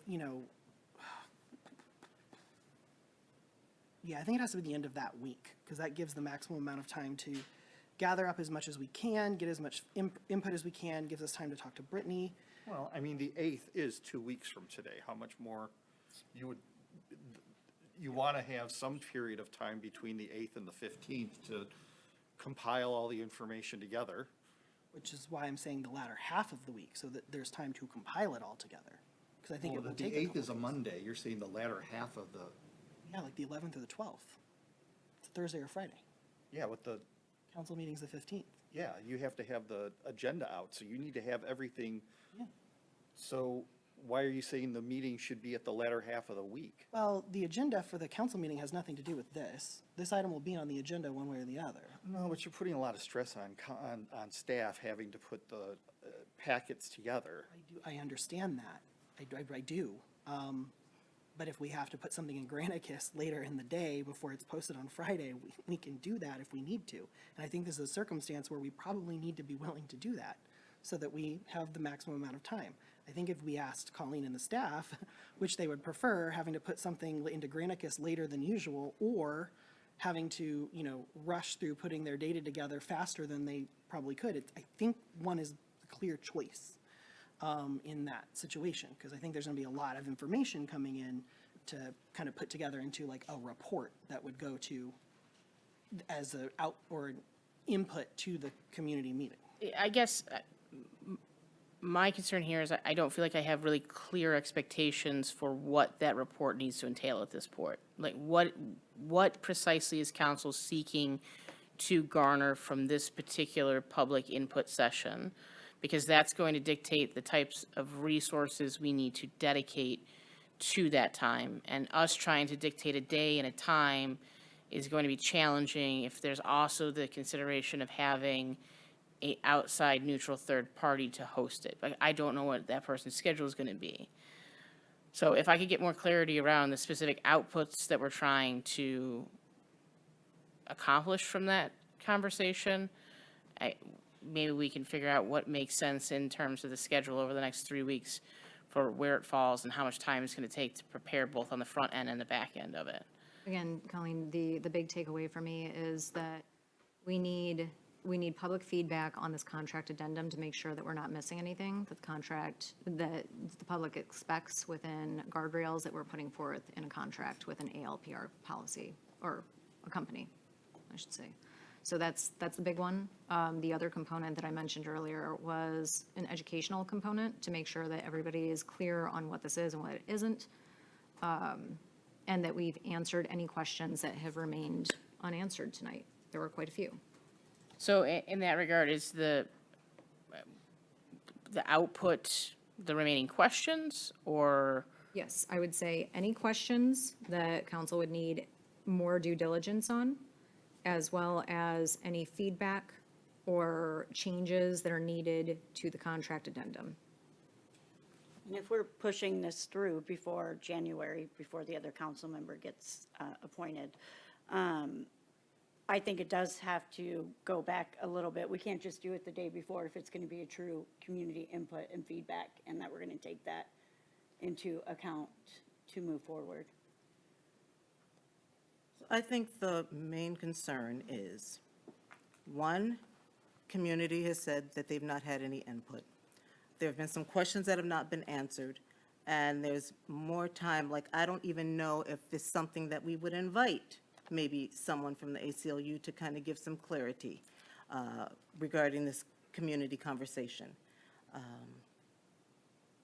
I don't know what this looks like. I don't know of the availability of the particular facilitator, but we need to find that out, and when we do, then that is how we're going to move forward. If we can get that done, if you can get to questions and answered regarding some of the concerns you've heard tonight, I think that we may be able to have a more educated vote come our next meeting. So, through the chair, so just for clarity, the public interaction for this meeting is going to be focused on answering their questions. Is it answering questions, or is it having them ask questions? Educating and answering. Okay, what are they answering? About the current contract? About the current specifics of this technology and the contract. Okay, and you think that there's more information that you'll get in 2 weeks that you haven't already got from the public? I would assume, yes. From the public or from Axon? From the Axon. Oh, from Axon, but not the public. And there may be questions that come up from tonight as well. I mean, everybody spoke earlier before I had the chance to ask my questions. But the focus of the meeting is not, I don't want this technology, or I really support this technology. The request of the community is, we would like to answer your questions about the technology, or ask us questions about the technology. Right. Not, Yeah, I follow you. Okay. Basically, it's what Chief had said at the community session, from what I'm hearing, because I was not there, that this is, that we want the public to understand the 4 different things, why we chose this one, what it means, what it does, what it doesn't do, and provide feedback on that. And then, again, on the contract addendum language. Does that make sense? Okay. Yeah, I have a clear understanding now of what you're expecting. Okay. And does this sound feasible to you, Chief? Is something that can be done? Are you open to this? I'm sorry, I was having a sidebar, Your Honor. If you could, Does this sound feasible? Are you open to having this conversation so that we can further clarify the benefit of Axon? And I'm open to a conversation, Mayor and Council. I question the productivity of it, quite frankly. I'm with you. I don't know if we're I really think that going it's to been gain exhausted. a lot out of having another meeting. The people who are against it are going to continue to be against it. The people who are for it are going to continue to be for it. The percentage of people that you may swing one way or the other is minute. And as we've discovered, most of the people that have been vocal have been people against the technology, and I don't think they're going to be the ones that are going to be asking the questions about, well, I want to make sure this is in the contract, or I want to make sure that's in the contract. They're going to just be the voice of, I don't want a contract at all. And the people who are for it aren't going to be comfortable coming to a meeting based on all the other meetings and all the interactions that they've had on social media where they've seen people be attacked. And so I don't think we're going to get the answers that, we may be expecting. I guess, again, it just comes down to, if we said we were going to do it, let's do it. And it sounds like that was something that was said during that meeting, that we were going to have community feedback on whatever technology we picked going forward. And we're at the point of picking a technology going forward. If that was the promise that was made, let's get it done. And again, not everybody's going to be happy, but if we do it the right way, I think at least, again, we will have the guardrails that I think the public will be more comfortable with, so that we can use the technology that the chief needs to solve crime. I'm thinking in terms of, if we're not able, it is the holiday season. If we're not able to get this person to facilitate, We just find another facilitator. Yeah. Someone more, or what that looks like.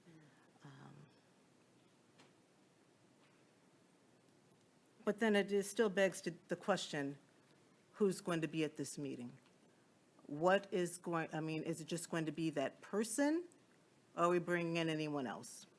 What do you mean? The facilitator would facilitate the meeting. Anybody who's there would be participants. So Well- if you, Mayor, if you decide to go, you would be a participant. If the chief, chooses to go, he would be a participant. What I mean is, because we've had conversations, it looks like with ACLU already, and there's some criteria, I think I heard about retention, and maybe something else. Maybe there to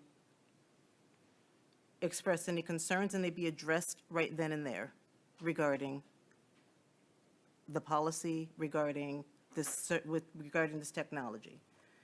Again, I'm not against it, but I just want to make sure that we have done what we can do to make sure that we've gotten the information that we need completely, and have a neutral party facilitating it, so that, again, we can determine whether or not this is good for Ferndale or not. I'm only saying that because I think that tonight, if it's voted on tonight, it's may not make everyone happy. And I'm not saying that that's my goal, but I'm just saying I want it to be open conversation, open dialogue. So, City Manager O'Toole, if we can see what we can do regarding the facilitator. I know it's a time crunch, and then we'll take our steps after that, whatever those look like. But let's see if we can get them. Absolutely, we will take direction from council on this. I just want to continue to urge setting of realistic expectations. There is no silver bullet here. We recognize that whatever solution we come to, whatever final recommendation we have, there will be inherently people who oppose it and people who support it.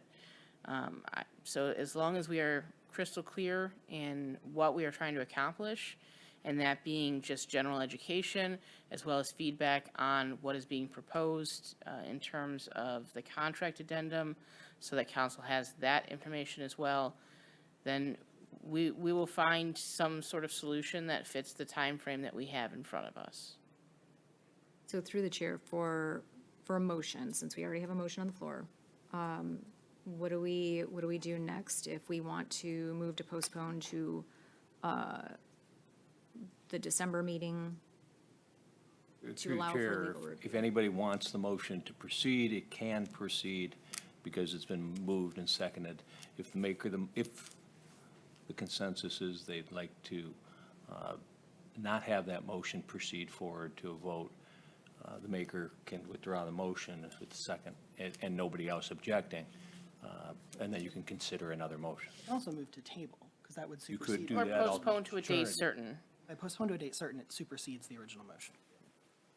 So I move that we table. Before you do that. Okay. And I just want it to be clear that, looking at this master services purchase agreement, we may have some questions answered, but this purchase agreement may not be amended at the time of that meeting. So what, I'm trying to figure out what that means exactly, because if we have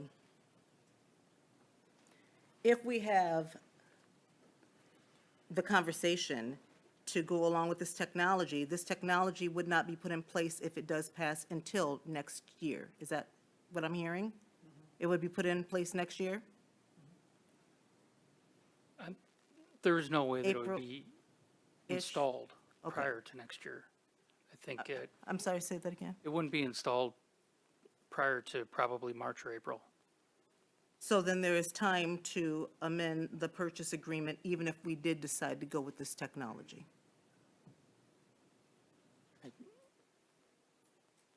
Yeah, I think, and like I said, I think the biggest piece here is with the cancellations, right? I think with the price as well, right? There's a certain promotions, just like with any other sales company, the pricing that's here. But I think for you guys specifically, right, the non-appropriation clause within our contract states that if you guys lose funding, you guys come to city council, decide, hey, this is not an item that we're going to approve of. You guys reach out to Axon within 30 days. You guys are just paying for what is due up to that point of cancellation. There's no hidden fees, there's no hidden costs. It's solely a non-appropriation clause. So I just want to make sure that's clear regarding cancellation, that you guys are able to cancel if this is something you guys agree upon that is not funded anymore. And you guys will only be paying up to the day that you guys canceled what you guys are, due at that time.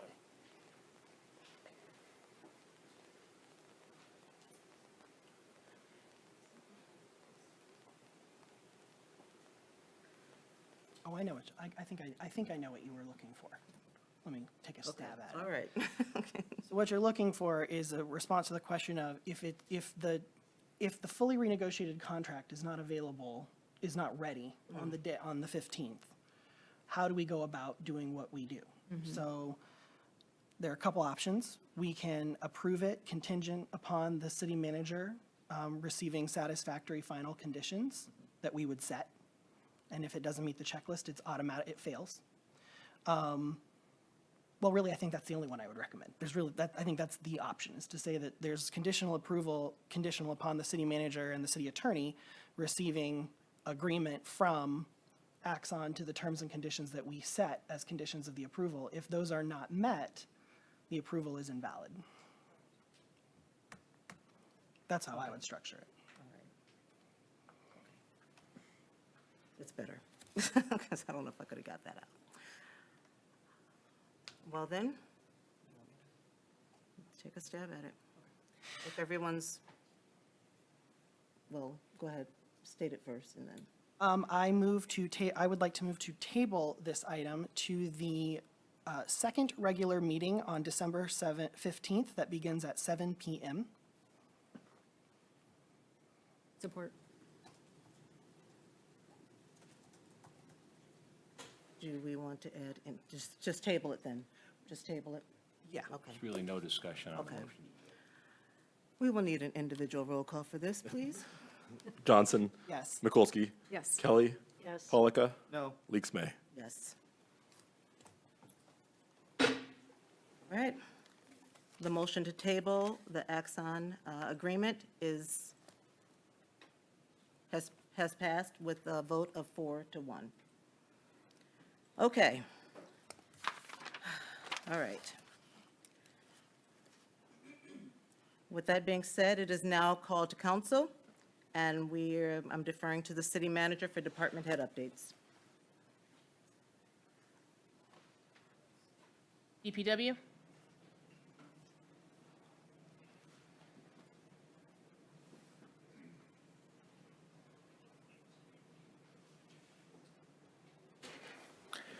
Just a quick note on leaf collection. We're going to extend to Monday and Wednesday of next week. We'll do one additional pass in the entire city. Please have everything at the curb by Monday, December 1st. As much as possible, keep vehicles off the streets between 8 and 6 p.m. those days. Do not park on curbs or on leaves. Do not place additional leaves out after Monday, please. Bagged leaves, again, will be collected through Friday, December 19th. We're going to put out some communications on social media as well to let everyone know. Okay.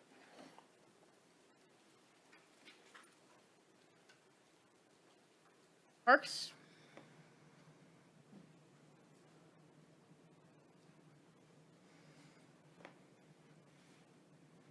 Good evening, Mayor and Council of Parks and Rec. We are delighted to share that Santa Claus will be coming to Ferndale. On Saturday, December 6th, we will have our dedicated police and fire who will escort Santa on his festive journey. The schedule of events, 1 to 1:15, Santa will kick off his visit at Wilson Park, where he will meet and greet with children. From 1:30 to 1:50, he would arrive at Wilson Park for more holiday cheer. And then from 2 to 4 p.m., he'll descend upon Schiffer Park in downtown Ferndale, where he will be available for photos and listen to children's Christmas wishes. We are asking the community to join us, Parks and Rec, along with DDA, for a delightful afternoon at Schiffer Park filled with caroling, holiday karaoke, fun crafts for the kids. We'll even have our red mailbox out there so the kids can write their letters to Santa, and Santa always responds to those letters. There will be delicious treats, including hot chocolate and s'mores, and we would also like to thank our sponsors for this event, Ferndale Elks Lodge, the Corner Grill and Bar, Giorgio Conti Jewelers, and Western Market. So we encourage everyone to come out and share in the holiday spirit as we welcome Santa to Ferndale. DDA?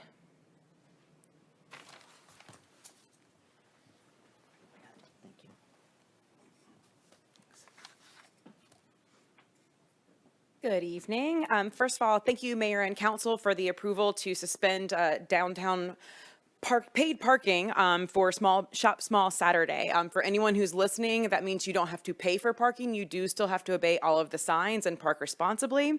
And just wanted to give a shout out about what Shop Small Saturday means. In the state of Michigan, more than half a million people are employed at nearly 100,000 retail businesses. So shopping small and local has a huge impact to our community and to our neighbors. When you shop nearby, when you buy nearby, it generates more than 5% in local supportive services. So that really matters for a community like Ferndale and Oakland County. So if you're looking for great deals and great experiences, we've got plenty in downtown Ferndale. We encourage you to check out our Downtown Ferndale Guide. It features lots of our fabulous retail, dining, and service offerings. We've got plenty of businesses that have sales throughout the end of the year. You can see some flyers around town. We'll also be promoting those. And you can please keep them in mind for Cyber Monday. and also our fabulous nonprofits for Giving Tuesday. While you're out and about, please take a moment to take selfies and some photos at our local businesses and highlight them as a local gem. You can visit oakgov.com. Wait, shoot, I did it again. oakgov.com/shop small for more information, and each entry is a chance to win a cash prize. As Parks mentioned, we're really excited about Santa coming back to Schiffer, and grateful for our partners who are helping to make that happen. We're also going to have some really fun photo opportunities for the whole family. So please come out. We're hoping the weather will be nice, as it is most Saturdays in December in Michigan. Looking ahead, the DDA is kicking off our downtown wayfinding and signage project. This is going to be happening in early December, amongst other important community conversations. So there will be an opportunity to get more information on Wednesday, December 8th. We'll be promoting some details about this. It is the first but not the last opportunity to get involved with this very important project. So please follow us at Downtown Ferndale on all social media platforms. We'll be sharing information there and over the next few months. Thank you and happy holidays. CED?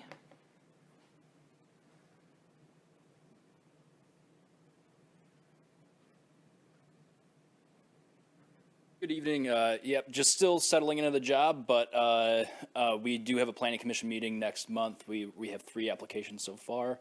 And then the second round of the senior chore bids were awarded this week, so be expecting to see some contractors out there doing work for seniors. So that's it. Thanks. And then just one last note, a reminder to the community that we will be closed in observance of Thanksgiving Thursday and Friday of this week.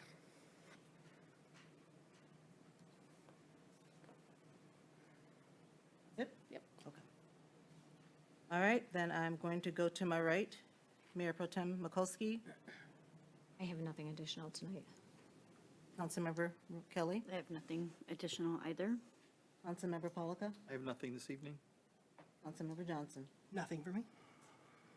So I will state that I did receive some information regarding James Henry Maxwell. He has passed away, and apparently, Reverend Jim Maxwell. It looks like he was the priest at St. Luke's for many years and lived in Ferndale and was really engaged as far as Ferndale's social justice issues and co-founded the South Oakland Shelter. It looks like he'd been sick and living in Chelsea, and he has passed away, and I just wanted to send my condolences to the family regarding his passing. I wish you all a happy and healthy and blessed Thanksgiving.